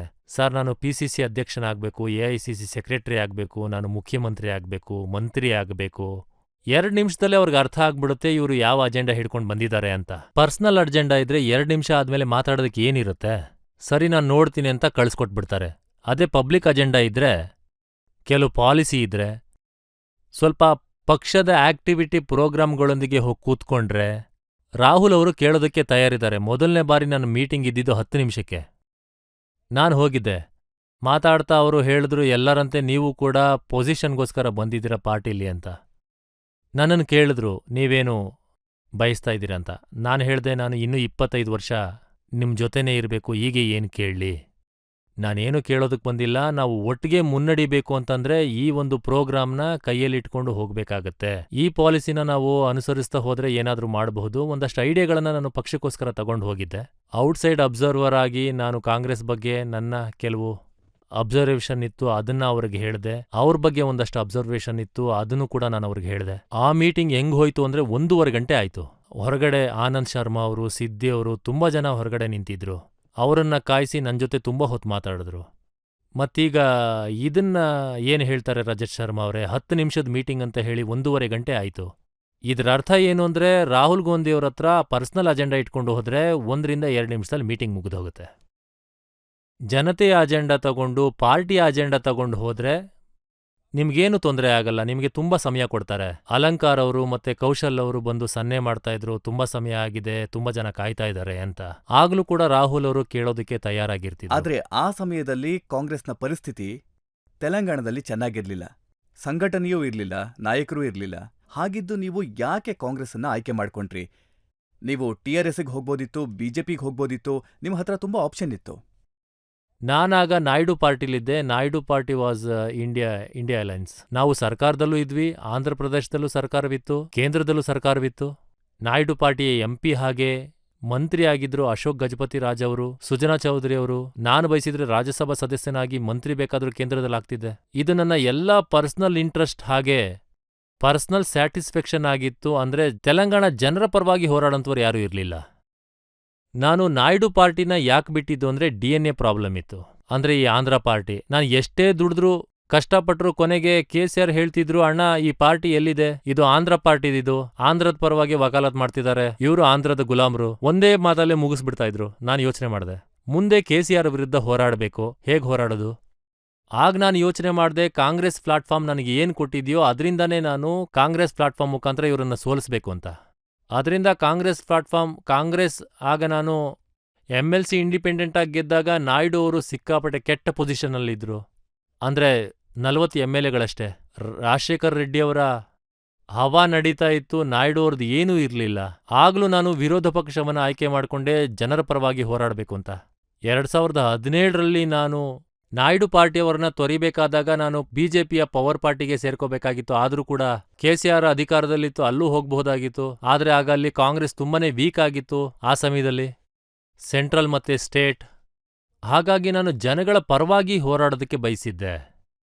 ನಾನು ನಾಯಕನಾಗೋದಕ್ಕೆ ಅಂತ ಬಯಸಿದ್ದೆ. ನಾನು ಎಲೆಕ್ಟರ್ ರೆಪ್ರೆಸೆಂಟೇಟಿವ್ ಆಗೋದಕ್ಕೆ ಬಯಸಲಿಲ್ಲ. ನಾನು ಮಂತ್ರಿ ಆಗಬೇಕು ಅಂತ ಕೂಡ ಪ್ರಯತ್ನ ಮಾಡಲಿಲ್ಲ. ಲೀಡರ್ಗೂ ಎಲೆಕ್ಟರ್ ರೆಪ್ರೆಸೆಂಟ್ಗೂ ವ್ಯತ್ಯಾಸ ಇದೆ. ನಾನು ನಾಯಕನಾಗಬೇಕು ಅನ್ಕೊಂಡಿದ್ದೆ. ನಾಯಕ ಆಗಬೇಕು ಅಂದರೆ ಒಳ್ಳೆ ಪ್ಲಾಟ್ಫಾರ್ಮ್ ಬೇಕಾಗಿತ್ತು. ಪ್ಲಾಟ್ಫಾರ್ಮ್ ಬೇಕು ಅಂದರೆ ಜನಗಳ ಧ್ವನಿ ಆಗಬೇಕು ನಾನು. ಹಾಗಾಗಿ ತೆಲಂಗಾಣದ 4 ಕೋಟಿ ಜನಗಳಿಗೋಸ್ಕರ ಹೋರಾಡೋದಕ್ಕೆ ಬಯಸಿದ್ದೆ. ಅದಕ್ಕಾಗಿ ನಾನು ಕಾಂಗ್ರೆಸ್ಗೆ ಜೊತೆಗೂಡಿದೆ. ಆದ್ರೆ ಕಾಂಗ್ರೆಸ್ನ ಎತ್ತಿ ನಿಲ್ಸೋದು ಕಷ್ಟ ಇತ್ತು. 2 ವರ್ಷದಲ್ಲಿ ಅದನ್ನ ಹೇಗ್ ಮಾಡಿದ್ರಿ ನೀವು? ನಿಮ್ಗೊಂದು ವಿಷಯ ಹೇಳ ರಜತ್ ಶರ್ಮಾ ಅವರೇ, 30 ವರ್ಷ ಆಯಿತು ಅಂತ ಕೇಳ್ಪಟ್ಟೆ. ನೀವು ಎಷ್ಟು ಕಷ್ಟಪಟ್ಟಿದ್ರೆ ಈ ಕಾರ್ಯಕ್ರಮವನ್ನು ಇಲ್ಲಿಗೆ ತೊಗೊಂಡು ಬಂದು ನಿಲ್ಸೋದಕ್ಕೆ ಸಾಧ್ಯ? ನಮ್ಮನ್ನೆಲ್ಲ ಕರ್ಕೊಂಡು ಬಂದು ಇಲ್ಲಿ ಕೂರಿಸಿ. ಆದ್ರೆ ನೀವಂತೂ 2 ವರ್ಷದಲ್ಲಿ ತೆಲಂಗಾಣದಲ್ಲಿ ಕಾಂಗ್ರೆಸ್ನ ಎತ್ತಿ ನಿಲ್ಸಿದ್ದೀರಾ. ಅದು ಕನ್ವಿಕ್ಷನ್ನಿಂದ. ನನ್ನ ಅಂಡರ್ಸ್ಟ್ಯಾಂಡಿಂಗ್ ಬಂದು ಇವತ್ತು ಇಲ್ಲಿ ಯಂಗ್ಸ್ಟರ್ಸ್ಗಳು ತುಂಬ ಜನ ಇದ್ದಾರೆ. ಏನೇ ಕೆಲಸ ಮಾಡೋದಿದ್ರು ಕನ್ವಿಕ್ಷನ್ನಿಂದ ಕೆಲಸ ಮಾಡಿ. ಒಳ್ಳೇದು ಕೆಟ್ಟದು ಏನೂ ಇಲ್ಲ. ಪರ್ಸೆಪ್ಷನ್ನ ಏನು ಕ್ರಿಯೇಟ್ ಮಾಡ್ತಿದ್ದೀರೋ ಅದೇ ಒಳ್ಳೇದು ಕೆಟ್ಟದು. ಕೆಲವ್ರಿಗೆ ತೆಲಂಗಾಣ ಕೊಡೋದು ಒಳ್ಳೇದನ್ನಿಸ್ತು, ಕೆಲವ್ರಿಗೆ ತೆಲಂಗಾಣ ಕೊಡೋದು ಒಳ್ಳೇದಲ್ಲ ಅನ್ನಿಸ್ತು. ಪರ್ಸೆಪ್ಷನ್ ಏನು ಕ್ರಿಯೇಟ್ ಮಾಡ್ತಿರೋ ಅದೇ ಪರ್ಸೆಪ್ಷನ್ ಆಗುತ್ತೆ. ಭಾಷೆ ಬಗ್ಗೆ ಚರ್ಚೆ ಮಾಡೋದು ಕೆಲವ್ರಿಗೆ ಒಳ್ಳೇದನ್ಸುತ್ತೆ, ಕೆಲವ್ರಿಗೆ ಕೆಟ್ಟದನ್ಸುತ್ತೆ. ಯಾರ್ಗ್ ಒಳ್ಳೆ ಪರ್ಸೆಪ್ಷನ್ ಅಂದರೆ ಕನ್ವಿಕ್ಷನ್ನಿಂದ ಕೆಲಸ ಮಾಡ್ತಾರೋ ಅವ್ರಿಗೆ ಗೆಲುವು ಸಿಗುತ್ತೆ. ನಾನು 2 ವರ್ಷದಿಂದ ಕನ್ವಿಕ್ಷನ್ನಿಂದ ಕೆಲಸ ಮಾಡಿದ್ದೀನಿ. ಆಗೇನಾಗ್ತದೆ ಅಂದರೆ, ಬೈ ಎಲೆಕ್ಷನಲ್ಲಿ ನನಗೆ 3200 ವೋಟ್ಸ್ ಬಿದ್ದಿತ್ತು. 1.2% ವೋಟ್ ಸಿಕ್ಕಿತ್ತು ಕಾಂಗ್ರೆಸ್ ಪಾರ್ಟಿಗೆ. ನಾನು ಅಧ್ಯಕ್ಷ ಆಗ್ತಿದ್ದ ಹಾಗೆ ಒಂದು ಬೈ ಎಲೆಕ್ಷನ್ ಬಂತು. ಆ ಬೈ ಎಲೆಕ್ಷನಲ್ಲಿ ಕಾಂಗ್ರೆಸ್ ಪಾರ್ಟಿಗೆ 3200 ವೋಟ್ ಸಿಕ್ಕಿತ್ತು. Hardly 1.2% vote. ರೇವಂತ್ ಬರ್ತಿದ್ದ ಹಾಗೆ ಕಾಂಗ್ರೆಸ್ ಕತೆ ಮುಗೀತು ಅಂತ ಜನಗಳು ಮಾತಾಡೋದು. ನೇರವಾಗಿ ರಾಹುಲ್ ಗಾಂಧಿ, ಸೋನಿಯಾ ಗಾಂಧಿಗೆ ಜನ ದೂರು ಕೊಟ್ಟಿದ್ರು, ಯಾರನ್ನ ಅಧ್ಯಕ್ಷರನ್ನಾಗಿ ಮಾಡಿದ್ದೀರಾ ಅಂತ. ಎಲೆಕ್ಷನ್ ಅದು ಯಾವಾಗ್ಲೂ ಇದ್ದೇ ಇರುತ್ತೆ. ಇಂಟರ್ನಲ್ ಪೊಲಿಟಿಕ್ಸ್ ನಿಮ್ಗೆ ಗೊತ್ತೇ ಇರುತ್ತೆ. ಪ್ಯಾಲೇಸ್ ಪಾಲಿಟಿಕ್ಸ್ ಬಗ್ಗೆ ನಾನೇನು ಜಾಸ್ತಿ ಹೇಳೋದಿಲ್ಲ. ನೀವು ಡಿಲ್ಲಿಲಿ ಇರ್ತೀರಾ, ನಿಮಗೆ ಜಾಸ್ತಿ ಗೊತ್ತಿರುತ್ತೆ. ಇಂಥ ಕಂಪ್ಲೇಂಟ್ಸ್ ಯಾವಾಗ್ಲೂ ಇದ್ದೇ ಇರುತ್ತೆ. ಧೈರ್ಯಗಿಡಬಾರ್ದು, ಸೋಲ್ಬಾರ್ದು. ಅಂದ್ರೆ ಅಪ್ ಅಂಡ್ ಡೌನ್ಸ್ ಇದ್ದೇ ಇರುತ್ತೆ ಅಲ್ವಾ? ಜನತೆ ಈಗ ನಿಮ್ಮನ್ನ ಪ್ರಶ್ನೆ ಕೇಳ್ತಾರೆ. ಯಾರು ಕೇಳ್ತೀರಾ? 1-2 ಪ್ರಶ್ನೆ ತಗೋಬಹುದು ನಾವೀಗ. ಇತ್ತೀಚೆಗೆ ನೀವು ಫುಟ್ಬಾಲ್ ಆಡ್ತಿರೋ ವಿಡಿಯೋ ವೈರಲ್ ಆಗ್ತಿದೆ. ನಿಮಗೆ ಚಿಕ್ಕಂದಿನಿಂದ ಫುಟ್ಬಾಲ್ ಆಡೋ ಅಭ್ಯಾಸ ಇದೆಯಾ? ಹಾಗೆ ನಿಮ್ಮ ಫೇವ್ರೆಟ್ ಫುಟ್ಬಾಲ್ ಪ್ಲೇಯರ್ ಯಾರು ಸರ್? ನಾನು ಕಾಲೇಜ್ ದಿನಗಳಲ್ಲಿ ಫುಟ್ಬಾಲ್ ಆಡ್ತಾ ಇದ್ದೆ. ಆಮೇಲೆ ರಾಜಕೀಯಕ್ಕೆ ಬಂದೆ, ಮಧ್ಯೆ ಬಿಟ್ಬಿಟ್ಟೆ. ರಾಜಕೀಯಕ್ಕೆ ಬಂದ ಮೇಲೆ ನನಗೆ ಬೇರೆ ದಾರಿನೇ ಇರಲಿಲ್ಲ, ಕೆಲಸ ಮಾಡಬೇಕಾಯ್ತು. ಆಮೇಲೆ ಫುಟ್ಬಾಲ್ ಆಡೋದಕ್ಕೆ ನನಗೆ ಟೈಮ್ ಸಿಗಲಿಲ್ಲ. ನಾನು ನೋಡ್ತಿದ್ದಾಗ ಡಿಗೋ ಮ್ಯಾರಿಡೋನು ನನ್ನ ಫೇವ್ರೆಟ್ ಪ್ಲೇಯರ್ ಆಗಿದ್ರು. ಈಗಲಂತೂ ತುಂಬ ಒಳ್ಳೊಳ್ಳೆ ಪ್ಲೇಯರ್ಸ್ಗಳು ಬಂದಿದ್ದಾರೆ. ನಾನು ರೆಗ್ಯುಲರ್ ಆಗಿ ಈಗ ಫುಟ್ಬಾಲ್ನ ನೋಡೋಕ್ಕಾಗ್ತಿಲ್ಲ. ಆಗ ಮ್ಯಾರಿಡೋನಾ ವಾಸ್ ಎ ಫೇವ್ರೇಟ್. ಹಾಗಿದ್ರೆ ನಿಮ್ಮ ಫಿಟ್ನೆಸ್ನ ಗುಟ್ಟೇನು? ಫುಟ್ಬಾಲ್ ಆಡೋದಾ? ರಾಜಕೀಯ ಮಾಡೋದು. ನಮಗೆ ಇಷ್ಟವಾದ ಕೆಲಸ ಮಾಡಿದ್ರೆ ನಾವು ಫಿಟ್ಟಾಗೇ ಇರ್ತೀವಿ ಅಲ್ವಾ? ಈಗೊಂದು ಬ್ರೇಕ್ ತಗೊಳ್ಳೋಣ. ಬ್ರೇಕ್ನ ನಂತರ ಆಪ್ಕಿ ಅದಾಲತ್ನಲ್ಲಿ ರೇವಂತ್ ರೆಡ್ಡಿ ಅವರ ಮೇಲೆ ಆರೋಪ ಮತ್ತು ಪ್ರಶ್ನೆಗಳ ಮತ್ತೊಂದು ಸುತ್ತು. ನಾನು ಅದನ್ನೇ ಹೇಳ್ತಾ ಇದ್ದೀನಿ. ಇಲ್ಲಿ ಬಂದೂಕ ತಯಾರಿದೆ, ಬನ್ನಿ, ಒಂದೇ ಗುಂಡಲ್ಲಿ ಎಲ್ಲ ಸರಿ ಹೋಗ್ಬಿಡುತ್ತೆ. ನನಗೂ ಹುಲಿನ ಹೊಡೆಯೋದಕ್ಕೆ ಇಷ್ಟ ಇದೆ. ನನಗೆ ಬೆಕ್ಕು ಮತ್ತು ನಾಯಿಗಳನ್ನು ಹೊಡೆಯೋದಕ್ಕೆ ಇಷ್ಟ ಇಲ್ಲ. ನಾನು ಹೊಡೆದ್ರೆ ಹುಲಿನೇ ಹೊಡೆಯೋದು. ಬನ್ನಿ, ಈ ಎಲೆಕ್ಷನಲ್ಲಿ ಹೊಡೆದು ತೋರಿಸಿದ್ನಲ್ವಾ? Welcome back. ಆಪ್ಕಿ ಅದಾಲತ್ನಲ್ಲಿ ಇವತ್ತಿನ ನಮ್ಮ ಅತಿಥಿ ತೆಲಂಗಾಣದ ಚೀಫ್ ಮಿನಿಸ್ಟರ್ ರೇವಂತ್ ರೆಡ್ಡಿ. ಆಪ್ಕಿ ಅದಾಲತ್ನಲ್ಲಿ ಮುಂದಿನ ಆರೋಪ. ಆಪ್ಕಿ ಅದಾಲತ್ನಲ್ಲಿ ತೆಲಂಗಾಣದ ಚೀಫ್ ಮಿನಿಸ್ಟರ್ ರೇವಂತ್ ರೆಡ್ಡಿ ಮೇಲೆ ಇರುವ ಆರೋಪವೆಂದರೆ ಇವರು ಅಸಭ್ಯ ಭಾಷೆಯ ಬಳಕೆ ಮಾಡ್ತಾರೆ ಎಂಬುದು. ರೇವಂತ್ ರೆಡ್ಡಿ ಅವರೇ, ನೀವು KCR ಅವರ ಗೆಳೆಯರಾಗಿದ್ರಿ. ಅವ್ರ ಜೊತೆ ತುಂಬಾ ಕೆಲಸ ಮಾಡಿದ್ದೀರಾ. ರಾಜಕೀಯದಲ್ಲಿ ಡಿಫ್ರೆನ್ಸಸ್ ಇರುತ್ತೆ. ಆದ್ರೆ ಈ ನಡುವೆ ನೀವು ಎಂಥ ಭಾಷೆ ಬಳಸ್ತೀರಾ ಅದನ್ನ ನಾನು ನೋಡಿದ್ದೀನಿ. ನೀವು ಹೇಳ್ತೀರಾ, ನಮ್ಮ ಕಾರ್ಯಕರ್ತರು ನಿನ್ನ ಪ್ಯಾಂಟ್ ಬಿಚ್ತಾರೆ, ನಿನ್ನ ಶರ್ಟ್ ಬಿಚ್ತಾರೆ, ಜೊತೆಗೆ ನೀನ್ ಹಾಕಿರೋ ಅಂಡರ್ವೇರನ್ನು ಬಿಚ್ತಾರೆ, ಬೆತ್ತಲೆ ಮಾಡ್ತೀವಿ. ಇಲ್ಲ, ಇದು ಹೇಗೆ ಅಂದರೆ ಮುಟ್ಟಿ ನೋಡ್ಕೊಳ್ಳೋ ಹಾಗೆ ಉತ್ತರ ಕೊಡೋದು. KCR ಅವರು ಒಂದು ದಿನ ಏನು ಹೇಳಿದ್ರು ಗೊತ್ತಾ? ಮುಖ್ಯಮಂತ್ರಿಯಿಂದ ಹಿಡಿದು ಇಡೀ ಕಾಂಗ್ರೆಸ್ನ ಎಲ್ಲ ರಾಜಕೀಯ ವ್ಯಕ್ತಿಗಳು ಸೇರಿದ್ರು ಕೂಡ ನನ್ನ ಕೂದಲನ್ನ ಕಿತ್ಕೊಳ್ಳೋಕ್ಕಾಗೋದಿಲ್ಲ ಅಂತ ಹೇಳಿದ್ರು. ಹೀಗಂತ ಹೇಳಿದಾಗ ಅವರು, ನೋಡಿ ಇವರೇ, ನಾವು ಸುಮ್ಮನೆ ಇರೋದ್ರಿಂದ ನೀವು ಪ್ರೆಸ್ ಮೀಟ್ನಲ್ಲಿ ಕೂತ್ಕೊಂಡು ಮಾತಾಡ್ತಿರೋದು. ನಾವು ಮನಸ್ಸು ಮಾಡಿದ್ರೆ ನಿಮ್ಮ ಚಡ್ಡಿನೂ ನಾವು ಬಿಚ್ಚಿ ತೋರಿಸ್ತೀವಿ. ನೀವು ಒಂದು ತಾರೀಖನ್ನ ಹೇಳಿ, ನೀವೊಂದು ತಾರೀಖು ಹೇಳಿ, ನಾನು ಆ ತಾರೀಖಿಗೆ ಬರ್ತೀನಿ, ಜೊತೆಲಿ ಕಾರ್ಯಕರ್ತರನ್ನ ಕರ್ಕೊಂಡು ಬರ್ತೀನಿ, ಅವಾಗ ನೋಡೋಣ ಏನಾಗತ್ತೆ ಅಂತ. ಇದರಲ್ಲಿ ತಪ್ಪೇನಿದೆ ಅಂತ ನೀವೇ ಹೇಳಿ ರಜತ್ ಶರ್ಮಾ ಅವರೇ. ಅಲ್ಲ, ಅವರು ಕೂದ್ಲಿನ ಬಗ್ಗೆ ಮಾತಾಡಿದ್ರೆ ನೀವು ಚಡ್ಡಿ ಬಗ್ಗೆ ಹೇಳ್ತಿದ್ದೀರಾ, ಸರಿ ಅಲ್ಲ? ರಜತ್ ಶರ್ಮಾ ಅವರೇ, ನೀವು ಹಿಂದಿಲಿ ಪ್ರಶ್ನೆ ಕೇಳ್ತಾ ಇದ್ದೀರಾ, ಹಿಂದಿಲಿ ಉತ್ತರ ಕೊಡ್ತಾ ಇದ್ದೀನಿ. ನಾನು ತೆಲುಗುಲಿ ಹೇಳಿದ್ರೆ ನಿಮ್ಗೇನು ಅರ್ಥನೇ ಆಗೋದಿಲ್ಲ. ಈಗ KCR ಅವರು ಯಾವ ಭಾಷೆನ ಬಳಸಿದ್ರು ಅವರು, ನಾನು ಅದೇ ಭಾಷೆನೇ ಬಳಸಿ ಉತ್ತರ ಕೊಟ್ಟಿದ್ದೀನಿ. ಆದ್ರೆ ನೀವ್ ಹೇಳಿದ್ರಿ ನಿನ್ನನ್ನ ಜೈಲಿಗೆ ಕಳಿಸ್ಬಿಡ್ತೀನಿ, ಜೊತೆಗೆ ನೀವಂದ್ರಿ ಚರ್ಲಾಪಲ್ಲಿ ಜೈಲಲ್ಲಿ ನಿಮ್ಗೆ ಜೈಲು. ಮನೆ ಹಾ. ಮಾಡ್ಕೊಡ್ತೀನಿ ಅಂತ ಹೇಳಿದ್ರಿ, ನಿಜನಾ? ಹಾ, ಇದು ಹೇಳಿದ್ದೆ, ಆದ್ರೆ ಒಂದಷ್ಟು ಮಿಸ್ ಆಗಿದೆ. ಡಬಲ್ ಬೆಡ್ರೂಮ್ ಮನೆನೂ ಮಾಡ್ಕೊಡ್ತೀನಿ, ಮಗ ಬಂದ್ರೂ ಆಗತ್ತೆ, ಮಗಳು ಬಂದ್ರೂ ಆಗತ್ತೆ, ಎಲ್ರೂ ಇದ್ರೆ ಜೈಲಲ್ಲಿ ಡಬಲ್ ಬೆಡ್ರೂಮ್ ಮನೆ ಮಾಡ್ಕೊಡ್ತೀನಿ ಅಂತ. ಯಾಕಂದ್ರೆ ಅವರೆಲ್ಲರೂ ಕೂಡ ಸರ್ಕಾರದಲ್ಲಿ ಶಾಮೀಲಾಗಿದ್ರು. KCR ಮಗ, ಮಗಳು, ಸೊಸೆ ಎಲ್ಲರೂ ತೆಲಂಗಾಣವನ್ನ ದೋಚಿದ್ರು. ಅದಕ್ಕೆ ಎಲ್ಲರನ್ನೂ ಜೈಲಿಗೆ ಹಾಕಿದ್ರೆ, ಈಗ KCR ಅವ್ರಿಗೆ ವಯಸ್ಸಾಗಿದೆ, ಮಗ ಬೇರೆ ಕಡೆ, ಮಗಳು ಬೇರೆ ಕಡೆ, ಎಲ್ಲರೂ ಬೇರೆ ಆದ್ರೆ ನೋವಾಗತ್ತಲ್ವಾ? ಅದಕ್ಕೋಸ್ಕರ ಚರ್ಲಪಲ್ಲ ಜೈಲಲ್ಲಿ ಡಬಲ್ ಬೆಡ್ರೂಮ್ ಮನೆ ಮಾಡಿಕೊಟ್ರೆ ಎಲ್ಲರೂ ಒಟ್ಟಿಗೆ ಇರ್ತಾರಲ್ವಾ? ಎಷ್ಟು ಒಳ್ಳೆ ಹ್ಯೂಮನ್ ಬೀನ್ ಅಂತ ನೀವೇ ನೋಡಿ. ನೀವು ಅಲ್ವಾ? ಚರ್ಲಾಪಲ್ಲಿ ಜೈಲಿನ ಅಲ್ಯುಮಿನೈ ಅಂತ ಅವ್ರು ಹೇಳ್ತಾರೆ. ನೀವು ಇದ್ರಂತೆ ಅಲ್ಲಿ? ನಾನು 2 ಸಲ ಇದ್ದೆ, ಡಿಟೆನ್ಷನ್ ಸೆಲ್ಲಲ್ಲಿ ಇದ್ದೆ ಕೂಡ. ನನ್ನ ಮಗಳ ಎಂಗೇಜ್ಮೆಂಟ್ಗೂ ಕೂಡ KCR ನನಗೆ ಬೇಲ್ ಸಿಗದೇ ಇರೋ ಹಾಗೆ ಮಾಡಿದ್ರು. Finally I got 2 hours time. Cherlapalli ಜೈಲಿಂದ ಹೊರಟು ನನ್ನ ಮಗಳ ಎಂಗೇಜ್ಮೆಂಟ್ನ ಅಟೆಂಡ್ ಮಾಡಿ ಮತ್ತೆ ಚರ್ಲಪಲ್ಲಿ ಜೈಲಿಗೆ ಹೋಗ್ಬಿಟ್ಟೆ. ಯಾರಿಗಾದ್ರೂ ಅವ್ರ ಮಗಳ ಎಂಗೇಜ್ಮೆಂಟು, ಎಲ್ಲ ಮನೆಯ ಏನೇ ಫಂಕ್ಷನ್ ಇದ್ರೂ ತಂದೆ ಏನ್ ಯೋಚನೆ ಮಾಡ್ತಾರೆ ಅಂತ ನಿಮ್ಗೂ ಗೊತ್ತು. ನಾನು ಅವತ್ತೇ ಹೇಳಿದ್ದೆ, KCR ನಿಮ್ಗೂ ಒಂದು ಪರಿಸ್ಥಿತಿ ಬರುತ್ತೆ, ನಿಮ್ಮ ಮಗಳು ಜೈಲಲ್ಲಿದ್ದಾಗ ನಿಮಗೆ ಆ ನೋವೇನು ಅಂತ ಗೊತ್ತಾಗತ್ತೆ. ಇವತ್ತದನ್ನ ಅನುಭವಿಸ್ತಾ ಇದ್ದಾರಲ್ವಾ? ಇವತ್ ಅವ್ರ ಮಗಳು ಜೈಲಲ್ಲಿದ್ದಾರಾ? ಜೈಲಲ್ಲಿದ್ದಾರೆ, ನಾನು ಅದನ್ನೇ ಹೇಳ್ತಾ ಇರೋದು. ಅದು ಜೈಲಿಗೆ ಹಾಕಿದ್ದು ನೀವಲ್ಲ, ಮೋದಿಯವ್ರು ಹಾಕಿದ್ದು. ಅಲ್ಲ, ಅದು ಯಾರೇ ಹಾಕ್ಲಿ ನಿಜ ಅಲ್ವಾ? ನೋಡಿ, ನನಗೆ ಅವಕಾಶ ಸಿಕ್ಕಿದ್ರೆ ನನಗೆ ನಿಜವಾಗ್ಲೂ ಅವಕಾಶ ಸಿಕ್ಕಿದ್ರೆ ಮಗಳನ್ನ ಜೈಲಿಗೆ ಹಾಕ್ತಿರ್ಲಿಲ್ಲ, KCRನ ನಾನು ಜೈಲಿಗೆ ಹಾಕ್ತಾ ಇದ್ದೆ. ಯಾಕಂದ್ರೆ ನನಗೆ KCR ಇಂದ ಜಿದ್ದಿರೋದು, ಮಗಳಿಂದ ಅಲ್ವಲ್ಲ. ನೋಡಿ, ಅವ್ರ ಮಗ ಇದಾರಲ್ಲ, ಅವ್ರು ಹೇಳ್ತಾರೆ, ಇವ್ರು ಗೊತ್ತಿಲ್ಲ ಎಲ್ಲಿಂದ ರೇವಂತ್ ರೆಡ್ಡಿ ಬಂದ್ಬಿಟ್ರೋ, ನಾವಂತೂ 5 ಸಲ ಚುನಾವಣೆ ಗೆದ್ದು ಬಂದಿದೀವಿ. ನಾನು KCR ಅವರ ಮಗ, ಇವರು ಆಂಧ್ರ ಪ್ರದೇಶದ ಲೀಡರ್ಗಳ ಬೂಟನ್ನ ನೆಕ್ಕಿ ಚೀಫ್ ಮಿನಿಸ್ಟರ್ ಆದ್ರು ಅಂತ. ಇವತ್ತು ಜನತೆ ನನಗೆ 40% ಮ್ಯಾಂಡೇಟ್ ಕೊಟ್ಟಿದ್ದಾರೆ. ಆದ್ರೆ ಅವರೆಲ್ಲಿದ್ದಾರೆ ಈಗ? ಸ್ಕೂಲ್ ಆಗಿತ್ತು ಗುಂಟೂರು, ಆಂಧ್ರ ಪ್ರದೇಶದಲ್ಲಿ. ಕಾಲೇಜ್ ಓದಿದ್ದು ಪುಣೆಯಲ್ಲಿ, PG ಮಾಡಿದ್ದು ಅಮೆರಿಕಾದಲ್ಲಿ. 6 ಪಾಯಿಂಟ್ ಫಾರ್ಮುಲಾ ತೆಲಂಗಾಣ ಬಗ್ಗೆ ಗೊತ್ತಿದೆ ಅಲ್ವಾ ನಿಮ್ಗೆ? ಆ ಫಾರ್ಮುಲಾನ ಬಳಸಿದ್ರೆ KCR ಅವ್ರಿಗೆ ತೆಲಂಗಾಣದಲ್ಲಿ ಕಸ ಗುಡ್ಸೋ ಕೆಲಸ ಕೂಡ ಸಿಗೋದಿಲ್ಲ. ಆದ್ರೂ ಅವರು IT ಆ್ಯಂಡ್ ಇಂಡಸ್ಟ್ರಿಯಲ್ ಮಿನಿಸ್ಟರ್ ಆದ್ರು. ಇವತ್ತು ಮುಖ್ಯಮಂತ್ರಿ ಆಗೋದಕ್ಕೆ ಪ್ರಯತ್ನ ಮಾಡ್ತಾ ಇದ್ದಾರೆ. ನೋಡಿ, KCR ಅವರ ಸರ್ಕಾರ ನಿಮಗೆ ವಿರುದ್ಧವಾಗಿ ಕ್ರಿಮಿನಲ್ ಕೇಸಸ್ ನಡೆಸಿದ್ರು, ನಿಮ್ಮನ್ನ ಜೈಲಿಗೆ ಕಳಿಸಿದ್ರು. ಈಗ ಹೇಗನ್ನಿಸ್ತಾ ಇದೆ ಅಂತಂದ್ರೆ ನೀವು ಸೇಡ್ ತೀರಿಸ್ಕೊಳ್ತಿದ್ದೀರಾ. ಇಲ್ಲ, ಇನ್ನು ಸೇಡ್ ಶುರುನೇ ಆಗಿಲ್ಲ. ತೀರಿಸ್ಕೊಂಡಿರೋದು ಎಲ್ಲಿಂದ ಬಂತು ರಮೇಶ್ ಶರ್ಮಾ ಅವರು? ನಾನಿನ್ನು ಶುರುನೇ ಮಾಡಿಲ್ಲ. ನಾನು 6 ಗ್ಯಾರಂಟೀಸ್ನ ಪೂರೈಸೋದಕ್ಕೆ ಶುರು ಮಾಡಿದೆ, ಇನ್ನು ಸೇಡ್ ತೀರಿಸ್ಕೊಳ್ಳೋದಕ್ಕೆ ಶುರು ಮಾಡೇ ಇಲ್ಲ. ಅವ್ರು ಹೇಳ್ತಾರೆ, ಈ ನಡುವೆ ಯಾಕೆ ಜಾಸ್ತಿ ಮಾಡ್ತಿದ್ದಾರೆ ಅಂತಂದ್ರೆ, ನನ್ನ ತಂದೆಗೆ ಏಟಾಗಿದೆ, ಮೂಳೆ ಮುರಿದಿದೆ, ಹುಲಿ ಹಾಸಿಗೆ ಮೇಲಿದೆ, ಹುಲಿ ಹೊರಗಡೆ ಬರುತ್ತೆ, ಆಮೇಲೆ ನೋಡಿ ನೀವು ಅಂತ. ನಾನು ಅದನ್ನೇ ಹೇಳ್ತಾ ಇದ್ದೀನಿ, ಇಲ್ಲಿ ಬಂದೂಕ ತಯಾರಿದೆ, ಬನ್ನಿ, ಒಂದೇ ಗುಂಡಲ್ಲಿ ಎಲ್ಲ ಸರಿ ಹೋಗ್ಬಿಡುತ್ತೆ. ನನಗೂ ಹುಲಿನ ಹೊಡೆಯೋದಕ್ಕೆ ಇಷ್ಟ ಇದೆ. ನನಗೆ ಬೆಕ್ಕು ಮತ್ತೆ ನಾಯಿಗಳನ್ನ ಹೊಡೆಯೋದಕ್ಕೆ ಇಷ್ಟ ಇಲ್ಲ. ನಾನು ಹೊಡೆದ್ರೆ ಹುಲಿನೇ ಹೊಡೆಯೋದು. ಬನ್ನಿ, ಈ ಎಲೆಕ್ಷನಲ್ಲಿ ಹೊಡೆದು ತೋರ್ಸದ್ನಲ್ವಾ? KCR ಅವರು ಪಾರ್ಟಿ ಪ್ರೆಸಿಡೆಂಟ್ ಆಗಿದ್ರು, ಅವ್ರನ್ನ ಸೋಲ್ಸ್ ತೋರಿಸಿದ್ದೀನಿ. ನಾನು ಕಾಂಗ್ರೆಸ್ ಪಾರ್ಟಿ ಅಧ್ಯಕ್ಷನಾಗಿದ್ದೆ, ನಾನು ಸೋಲ್ಸ್ ತೋರಿಸಿದ್ದೀನಿ, ಹೇಳ್ಬಿಟ್ಟೆ ಸೋಲ್ಸಿದ್ದೀನಿ. ಅವ್ರನ್ನ ನೋಡೋದಕ್ಕೆ ಹಾಸ್ಪಿಟಲ್ಗೆ ಹೋದಾಗ ಹಾಸಿಗೆ ಹತ್ರ ನೀವ್ ಏನಂದ್ರಿ ಅವ್ರಿಗೆ? ಇದು ಪರ್ಸ್ನಲ್ಲು, ಇದನ್ನ ಡಿಸ್ಕೋಸ್ ಮಾಡಕ್ಕಾಗಲ್ಲ. ಯಾಕಂದ್ರೆ ಕೆಲವು ಸಂಬಂಧಗಳು ಹೇಗಿರುತ್ತೆ ಅಂದ್ರೆ ರಾಜಕೀಯದಿಂದ ಬೇರೆನೆ. ಅದೇನು ಅಂದ್ರೆ ಅವರು ದುಃಖದಲ್ಲಿದ್ರು, ನಾನೊಬ್ಬ ಚೀಫ್ ಮಿನಿಸ್ಟರ್ ಆಗಿರೋದ್ರಿಂದ ಅವ್ರಿಗೆ ಸಮಾಧಾನ ಮಾಡಬೇಕಾಗಿತ್ತು. ನಾನವ್ರನ್ನ ಫಿಸಿಕಲ್ಲಿ ಅಸಾಲ್ಟ್ ಮಾಡೋದಕ್ಕೆ ಯಾವುದೇ ಥರದ ಯೋಚನೆ ಇರಲಿಲ್ಲ. ನಾನು ಆಗ ನೋಡಿ, ಅಸಲ್ಟ್ ಅಂತೂ 2 ಕಡೆಯಿಂದ ನಡೆಯುತ್ತೆ. ಈಗ KTR ಹೇಳ್ತಾರೆ, ಈ ರಾಹುಲ್ ಗಾಂಧಿ ಇದಾರಲ್ಲ, ಅವರು ನ್ಯಾಷನಲ್ ಪಪ್ಪು, ಮತ್ತೆ ಈ ರೇವಂತ್ ರೆಡ್ಡಿ ಬಂದು ಅವರು ತೆಲಂಗಾಣದ ಪಪ್ಪು ಅಂತ.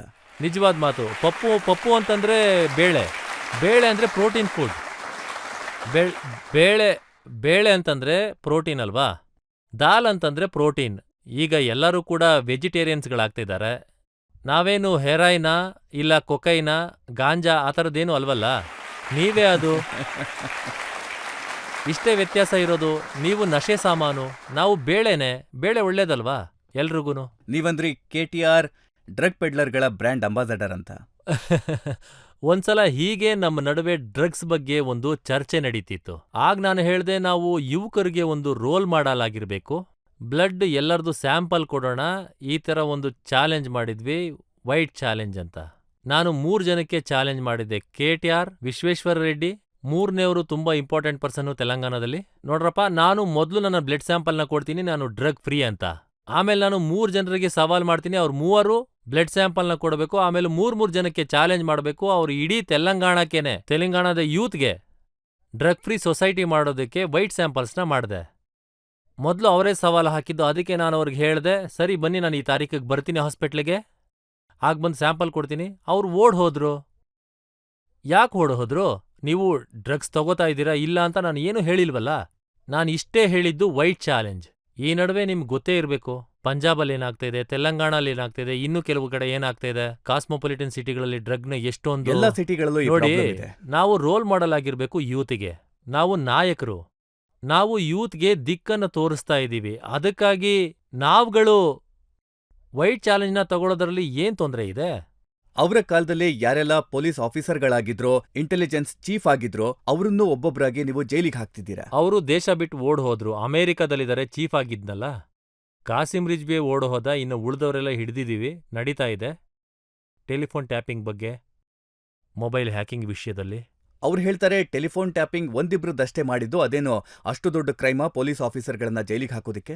ಈಗ ಎನ್ಕ್ವೈರೀಸ್ ನಡೀತಾ ಇದೆ, ಎನ್ಕ್ವೈರಿ ಆನಲ್ಲಿದೆ. Illegal interception is a crime. ಈಗ ಲೀಗಲ್ ಇಂಟರ್ಸೆಪ್ಷನ್ನು ISI ಏಜೆಂಟ್ಗಳಿಗೆ, ನಕ್ಸಲ್ವಾದಿಗಳಿಗೆ ಮತ್ತೆ ಬೇರೆಯವ್ರಿಗೆ ನೀವು ಮಾಡ್ಬೋದು. ಅಫಿಷಿಯಲ್ ಪರ್ಮಿಷನ್ ಇದೆ. Unofficially thousands of members, business tycoons, ರಿಯಲ್ಟರ್ಸ್ಗಳು, ಪೊಲಿಟಿಷಿಯನ್ಸ್ಗಳು, ಪರಿವಾರದವರು ಯಾರನ್ನೂ ಬಿಟ್ಟಿಲ್ಲ. ಇದು ಯಾವ ರೀತಿ ಬಗೆ? ಯಾವ ದೇಶದಲ್ಲಿ ಎಲ್ಲರದ್ದು ಫೋನ್ ಟ್ಯಾಪಿಂಗ್ ಮಾಡಿದ್ರ? ಹಾ, ಯಾವ ವಿಧಾನ ಇದು? ಈ ಥರದವ್ರನ್ನ ಬಿಡ್ಬೇಕಾ? ಮುಂದೆ ಹೋಗ್ತಾ ಇಂಥವ್ರು ಅಧಿಕಾರಕ್ಕೆ ಬಂದ್ರೆ ವೈಫ್ ಅಂಡ್ ಹಸ್ಬೆಂಡ್ನ ಪ್ರೈವಸಿನೂ ಕೂಡ, ನಾವು ಮಾತುಕತೆನೂ ಕೂಡ ಕೇಳೋದಕ್ಕೆ ನೀವು ಪ್ರಯತ್ನ ಮಾಡ್ತಿದ್ದೀರಾ? ಇದು ಯಾವ ನ್ಯಾಯ? ಇದು ಯಾವ ಲೋಕದಲ್ಲಿದೀವಿ ನಾವು? ಇಂಥ ಜನರನ್ನ ಯಾಕೆ ಬಿಡಬೇಕು ಹೇಳಿ? ಆದ್ರೆ ನೀವು ಕೂಡ ಅವ್ರ ಮನೆ ಮೇಲೆ ಡ್ರೋನ್ ಹಾರಿಸಿದ್ರಲ್ಲ, ಹಾ, ಫಾರ್ಮ್ ಹೌಸ್ ಮೇಲೆ. ಸರಿ ಇದೆ. ನಾನಲ್ಲ, ಯಾರೋ ಪತ್ರಕರ್ತರೊಬ್ರು ಡ್ರೋನ್ ಹಾರಿಸಿ ಪೂರ್ತಿ ತೋರಿಸಿದ್ರು. ನಾನದನ್ನ ಅಫಿಷಿಯಲ್ ಆಗಿ ಚಾಲೆಂಜ್ ಮಾಡಿದ್ದೆ. ನಿಮ್ಮ 25 ಎಕರೆಯಲ್ಲಿ 500 ಕೋಟಿ ಬೆಲೆ ಬಾಳುವಂತ ಭವ್ಯವಾದ ಬಂಗ್ಲೆನ ಮಾಡಿದ್ದೀರಾ. ಮೊದ್ಲು ನಿಮ್ಮ ಹತ್ರ ಹಾಕೊಳ್ಳೋದಕ್ಕೆ ಚಪ್ಲಿನೂ ಇರ್ಲಿಲ್ಲ. ಈಗ 500 ಕ್ರೋರ್ನ ಒಂದು ಅರಮನೆ ಇದೆ ಅಂತಂದ್ರೆ, ನಾನು ಪ್ರೆಸ್ ಮೀಟ್ ಮಾಡಿದೆ. ಆಗ ಅವ್ರು ಚಾಲೆಂಜ್ ಮಾಡಿದ್ರು, ಎಲ್ಲಿದೆ ಹೇಳಿ ಅಂತ. ಅದಕ್ಕೆ ನಾನು ಅವ್ರಿಗೆ ಚಾಲೆಂಜ್ ಮಾಡಿದೆ, ನಾನು ಈ ಟೈಮಿಗೆ ಬರ್ತಾ ಇದ್ದೀನಿ ಅದನ್ನ ತೋರ್ಸೋದಕ್ಕೆ ಅಂತ. ನಾನು ಎಲ್ಲ ಮೀಡಿಯಾದವ್ರನ್ನ ಕರ್ಕೊಂಡು ಹೋಗಿದ್ದೆ. ಅಲ್ಲಿ ಒಂದು 500ಕ್ಕಿಂತ ಹೆಚ್ಚು ಪೊಲೀಸವ್ರನ್ನ ನಾಕಾಬಂದಿ ಮಾಡಿದ್ರು, ಒಳಗಡೆ ಬಿಡ್ಲಿಲ್ಲ. ವಾಪಸ್ ಹೋಗ್ಬೇಕಾದ್ರೆ ನಾನು ತೋರಿಸ್ದೆ ಅವ್ರಿಗೆ ಈ ಪ್ಯಾಲೇಸ್ ಎಲ್ಲಿಂದ ಬಂತು ಅಂತ. ಆಗ ಅದೇ ಕೇಸ್ನಲ್ಲಿ ನಾನವರ ಪ್ಯಾಲೇಸ್ನ ತೋರಿಸ್ದೆ ಅಂತ ಹೇಳಿ ನಾನು MP ಆಗಿದ್ದೆ. ಲೋಕಸಭೆ ನಡೀತಾ ಇತ್ತು. ನನ್ನ ಕಡೆಯವ್ರನ್ನ ಎತ್ತಾಕೊಂಡು ಹೋಗಿ ಜೈಲಿಗೆ ಹಾಕಿದ್ರು, ರಿಮೈಂಡ್ ಮಾಡಿದ್ರು. ನಾನು ಪಾರ್ಲಿಮೆಂಟ್ನ ಬಿಟ್ಬಿಟ್ಟು ನೇರವಾಗಿ ಠಾಣೆಗೆ ಹೋದೆ. ಠಾಣೆಗೆ ಹೋಗ್ತಿದ್ದಾಗೆ ನನ್ನನ್ನು ಹಿಡಿದು ಜೈಲೊಳಗಡೆ ಹಾಕಿದ್ರು. ಅಲ್ಲ, ನಿಮ್ಮ ಇಲ್ಲಿಗಲ್ ಪ್ರಾಪರ್ಟಿನ ತೋರಿಸಿದ್ರೆ ಜೈಲಿಗೆ ಯಾಕೆ? ಜೈಲಲ್ಲೂ ಡಿಟೆನ್ಷನ್ ಸೆಲ್ಲು. ಅಲ್ಲಿದ್ದ ISI ಏಜೆಂಟ್ಗಳನ್ನ ಖಾಲಿ ಮಾಡಿಸಿದ್ರು. 16 ಡೇಸ್ ಡಿಟೆನ್ಷನ್ ಸೆಲ್ನಲ್ಲಿಟ್ಟಿದ್ರು. ಲೋಕಸಭೆ ನಡೀತಾ ಇತ್ತು. ನಿಮ್ಮ ಪ್ರಾಪರ್ಟಿನ ತೋರಿಸಿದ್ದು ಅಷ್ಟೇ ನಾನು. ಅದ್ರಲ್ಲಿ ತಪ್ಪೇನಿದೆ? ಈಗ ನೀವು ಚೀಫ್ ಮಿನಿಸ್ಟರ್, ನೀವು ಬಿಡೋದಿಲ್ಲ ಅಲ್ವಾ? ಇಲ್ಲ, ನಾನು ಆ ಥರ ಕೆಲಸ ಮಾಡಲ್ಲ. ಯಾವ ಜನ ನನಗೆ ಇವತ್ತು ಈ ಕುರ್ಚಿ ಕೊಟ್ಟಿದ್ದಾರೋ, ಹೊಣೆಗಾರಿಕೆ ಕೊಟ್ಟಿದ್ದಾರೋ, ತುಂಬಾ ದೊಡ್ಡ ಯೋಚನೆಯಿಂದ ಕೊಟ್ಟಿದ್ದಾರೆ. ಜನಗಳಿಗೆ ಏನಾದ್ರೂ ಒಳ್ಳೇದು ಮಾಡಬೇಕು, ಆ 6 ಗ್ಯಾರಂಟಿಗಳನ್ನ ಇಂಪ್ಲಿಮೆಂಟ್ ಮಾಡೋದಕ್ಕೆ, ಲಾ ಅಂಡ್ ಆರ್ಡರ್ನ ಸುಧಾರಿಸೋದಕ್ಕೆ, ಡ್ರಗ್ ಫ್ರೀ ಹೈದರಾಬಾದ್ ಮಾಡೋದಕ್ಕೆ ನನಗೆ ಈ ಕುರ್ಚಿನ ಕೊಟ್ಟಿದ್ದಾರೆ. KTRನ ಹೊಡೆಯೋದಕ್ಕೆ ಇದ್ಯಾವುದು ಬೇಕಾಗಿಲ್ಲ. ಅಸೆಂಬ್ಲಿಗೆ ಹೋಗ್ಬಿಟ್ಟು ನಾನು ಕೆನ್ನೆಗೆ ಬಾರಿಸ್ತಿದ್ದೆ. ಇದಕ್ಕೆಲ್ಲ ಅಧಿಕಾರದ ಅವಶ್ಯಕತೆ ಇಲ್ಲ. ನಾನಂತ ತಪ್ಪು ಕೆಲಸಗಳನ್ನ ಮಾಡಲ್ಲ. ಇದು ದೊಡ್ಡ ಜವಾಬ್ದಾರಿ. ಈ ಜವಾಬ್ದಾರಿನ ನಂಬಿಕೆಯಿಂದ ಕೊಟ್ಟಿದ್ದಾರೆ. ಆ ನಂಬಿಕೆಗೆ ನಾನು ಮೋಸ ಮಾಡಲ್ಲ. ಆದ್ರೆ ನೀವು ನಿಮ್ಮ ಇಡೀ ಕ್ಯಾಂಪೇನಲ್ಲಿ ಆರೋಪ ಹೊರಿಸಿದ್ರಿ, ಇವರು ತುಂಬಾ ಕರಪ್ಷನ್ ಮಾಡಿದ್ದಾರೆ, ಎಕ್ಸ್ಟಾರ್ಷನ್ ಮಾಡಿದ್ದಾರೆ, ಬೇರೆ ಬೇರೆ ಕ್ರೈಮ್ ಮಾಡಿದ್ದಾರೆ. ಅದರ ಎನ್ಕ್ವೈರಿ ನಡೆಯುತ್ತಾ? ಆಲ್ರೆಡಿ ಎನ್ಕ್ವೈರಿ ಆರ್ಡರ್ ಕೊಟ್ಟಿದ್ದೀನಿ. ಕಾಲೇಶ್ವರಂ ಪ್ರಾಜೆಕ್ಟ್ನಲ್ಲಿ ಜುಡಿಷಿಯಲ್ ಎನ್ಕ್ವೈರಿ ನಡೀತಿದೆ. ಪವರ್ ಪರ್ಚೇಸ್ನಲ್ಲೂ ಜುಡಿಷಿಯಲ್ ಎನ್ಕ್ವೈರಿ ಆದೇಶ ಕೊಟ್ಟಿದ್ದೀನಿ. ನನಗೆ ಯಾವುದೇ ರೀತಿಯ ಪರ್ಸನಲ್ ಎನ್ಕ್ವೈರಿ ಆಫೀಸರ್ ಆಗೋದಕ್ಕೆ ಇಷ್ಟ ಇಲ್ಲ. ಒಂದು ಪ್ರೊಸೀಜರ್ನ ಪ್ರಕಾರನೇ ಎನ್ಕ್ವೈರಿ ಮಾಡ್ತೀನಿ. ಎನ್ಕ್ವೈರಿ ಮುಖಾಂತರ ಏನ್ ಗೊತ್ತಾಗುತ್ತೋ ಅದನ್ನ ನೋಡ್ಕೊಂಡು ನಾನು ಕಾಲೇಸ್ಟರಂ ಬಗ್ಗೆ ಮುಂದುವರಿತೀನಿ. ಅವರ ಹೇಳಿಕೆ ನಾನು ಓದಿದ್ದೆ. ಅವರಂದ್ರು ಆರೋಪ ಏನ್ ಹೊರಿಸಿದಾರೋ ರಾಹುಲ್ ಗಾಂಧಿ ಹೇಳ್ದಾಗೆ 1,00,000 ಕೋಟಿ ಹಗರಣ ಆಗಿದೆ. ಆದ್ರೆ ಈ ಪ್ರಾಜೆಕ್ಟೇ 80,000 ಕೋಟಿದು. ಅವರು ಸುಳ್ಳು ಹೇಳ್ತಾ ಇದ್ದಾರೆ. ಅದಕ್ಕೆ ನಾನು ಮೊನ್ನೆ ಅಸೆಂಬ್ಲಿಯಲ್ಲಿ ವೈಟ್ ಪೇಪರ್ನ ರಿಲೀಸ್ ಮಾಡಿದೆ. ಕೇಳ್ದೆ ನಾನು Harish Rao irrigation minister KCR ಅವರ ಸೋದರಳಿಯ ಅವರು ಕೇಳ್ದೆ ನಾನು, ಏನ್ರಿ ನೀವು ಈ ತರ ಒಂದು ಹೇಳಿಕೆ ಕೊಟ್ಟಿದ್ದೀರಾ? ಇಲ್ಲಿವರೆಗೂ 1,02,000 crore ಪೇಮೆಂಟ್ನ ಮಾಡಿದೀವಿ. ಪ್ರಾಜೆಕ್ಟ್ ಡಿಸೈನ್ ಮಾಡಿರೋದು 1,47,000 crores ಇನ್ಕ್ಲೂಡಿಂಗ್ ಕ್ಯಾಗ್ ರಿಪೋರ್ಟ್ ಕೂಡ ಕೊಟ್ಟಿದ್ದೀವಿ. ಯಾಕೆ ಸುಳ್ಳು ಹೇಳ್ತಿದ್ದೀರಾ ಅಂತ ಅವ್ರೇನು ಮಾತಾಡ್ಲಿಲ್ಲ. ಅವರು ಹೇಗೆ ಅಂದ್ರೆ ಸುಳ್ಳು ಹೇಳೋದ್ರಲ್ಲಿ ಏನಾದ್ರೂ ಅವಾರ್ಡ್ ಕೊಡ್ತಾರೆ ಅಂತಂದ್ರೆ ಅಪ್ಪ ಮಗ ಇಬ್ರಿಗೂ ಕೂಡ ಈಕ್ವಲ್ ಆಗಿ ಸಿಗಬೇಕು. ಬೇರೆ ಯಾರಿಗೂ ಅವಕಾಶನೇ ಸಿಗೋದಿಲ್ಲ. ನಾವೀಗ ಜನರಿಂದ ಒಂದೆರಡು ಪ್ರಶ್ನೆಗಳನ್ನ ತಗೋಬಹುದು. ಶಶಿ ತರೂರ್ ನಿಮ್ ಪಾರ್ಟಿ ನಾಯಕರು, ಮಿನಿಸ್ಟರ್ ಕೂಡ ಆಗಿದ್ದವರು, ಮತ್ತೆ ತುಂಬಾ ಒಳ್ಳೆ ಡಿಪ್ಲೊಮ್ಯಾಟ್ ಕೂಡ, at the same time educated ಕೂಡ ಅವರು.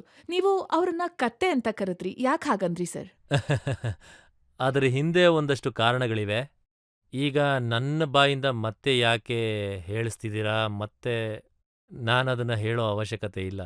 ಏನೋ ಒಂದಷ್ಟು ಕಾಂಟ್ರವರ್ಸಿ ಆಗಿತ್ತು. ಅವರು ಹೈದ್ರಾಬಾದ್ನ VCTಗೆ ಬಂದಿದ್ರು, KTRನ ಹೊಗಳಿದ್ರು ತುಂಬ. ನಾನು ಹೇಳ್ದೆ ಕಾಂಗ್ರೆಸ್ ಪಾರ್ಟಿ MP ತೆಲಂಗಾಣಕ್ಕೆ ಬಂದು ಯಾರೆದ್ರು ನಾವು ಹೋರಾಡ್ತಿದೀವೋ, ನಮ್ಮ ಸಾವಿರಾರು ಕಾರ್ಯಕರ್ತರನ್ನ ಜೈಲಿಗೆ ಕಳಿಸ್ತಾ ಇದ್ದಾರೆ, ನನ್ನ ಜೈಲಿಗೆ ಕಳಿಸಿದ್ರು. ನಮ್ಮ ಪ್ರಾಪರ್ಟೀಸ್ ಮತ್ತೆ ನಮ್ಮ ಲೈಫ್ನ ಪಣಕ್ಕಿಟ್ಟು ಯಾರೆದ್ರು ಹೋರಾಡ್ತಿದೀವೋ ಅವ್ರನ್ನ ಹೊಗಳಿದ್ರೆ ನಾನು ಅವ್ರಿಗೆ ಶಾಲು ಹೊತ್ಸಕ್ಕಾಗತ್ತಾ? ಏನ್ ಮಾಡಬೇಕು? ಒಂದು, ನೀವು ತೆಲಂಗಾಣದಲ್ಲಿ ಕಾಂಗ್ರೆಸ್ ಪಾರ್ಟಿನ ಬಂದ್ ಮಾಡಿ, ಇಲ್ಲ ಇಂಥ ನಾಯಕರನ್ನ ಈ ಥರ ಸರ್ಟಿಫಿಕೇಟ್ ಕೊಡೋದನ್ನು ಕೂಡ ನೀವು ಬಂದ್ ಮಾಡಬೇಕು. ಕಾಂಗ್ರೆಸ್ನಂತೂ ಬಂದ್ ಮಾಡೋಕ್ಕಾಗಲ್ಲ. ಅದಕ್ಕೆ ಅವರ ಆ ಸ್ಟೇಟ್ಮೆಂಟ್ನ ಕೊಡದೇ ಇರಲಿ ಅಂತ ನಾನು ಸಣ್ಣ ಪ್ರಯತ್ನ ಮಾಡಿದೆ. ಕತ್ತೆ ಅಂತ ಅಂದ್ರಿ. ಆದ್ರೆ ಶಶಿ ತರೂರ್ ಮಾತಾಡೋಂತ ಇಂಗ್ಲಿಷ್ ಯಾರಿಗೂ ಕೂಡ ಅರ್ಥ ಆಗೋದಿಲ್ಲ. ಅವರು ನಿಮ್ಗೇನಾದ್ರೂ ಹೇಳಿದ್ರೆ ಇಂಗ್ಲಿಷ್ನಲ್ಲಿ? ಏನೋ ಹೇಳಿದ್ರು ಅದು ನನಗೆ ಅರ್ಥ ಆಗಲಿಲ್ಲ. ನಾನು ZP ಅಂದ್ರೆ ಜಿಲ್ಲಾ ಪರಿಷತ್ ಸ್ಕೂಲ್ನಲ್ಲಿ, ಗೌರ್ಮೆಂಟ್ ಸ್ಕೂಲ್ನಲ್ಲಿ ಓದಿ ಇಲ್ಲಿವರೆಗೂ ಬಂದಿರೋನು. ನಾನು ಇಂಗ್ಲಿಷ್ ಮೀಡಿಯಮಲ್ಲಿ ಓದಿಲ್ಲ. ಆದ್ರಿಂದ ನನಗೆ ಇಂಗ್ಲಿಷ್ನ ಕುರಿತು ಅಷ್ಟಾಗಿ ಗೊತ್ತಾಗಲ್ಲ. ಅದಕ್ಕೆ ನಾನು ನೆಮ್ಮದಿಯಾಗಿರ್ತೀನಿ. ನನಗೆ ಅರ್ಥ ಆಗತ್ತೆ. ನಾನು ಕೂಡ ಇಂಗ್ಲಿಷ್ ಕಲಿಸ್ತಾ ಇದ್ದಂತ ಸ್ಕೂಲ್ನಲ್ಲೇ ಓದಿದ್ದು. ಆದ್ರೆ ಒಂದು ವಿಷಯ ಹೇಳ್ತೀನಿ, ನೀವು ಸೌತ್ ಇಂಡಿಯನ್ ಆಗಿ ತೆಲುಗ್ನವರಾಗಿ ಹಿಂದಿ ಚೆನ್ನಾಗಿ ಮಾತಾಡ್ತೀರಾ. ಈಗ ಕಮ್ಯುನಿಕೇಷನ್ಗಾಗಿ ಯಾವುದಾದ್ರೂ ಒಂದು ಭಾಷೆ ಕಲೀಲೇಬೇಕು. ಹಿಂದಿ ಅಂತೂ ನಮ್ಮ ದೇಶದ ಭಾಷೆನೇ.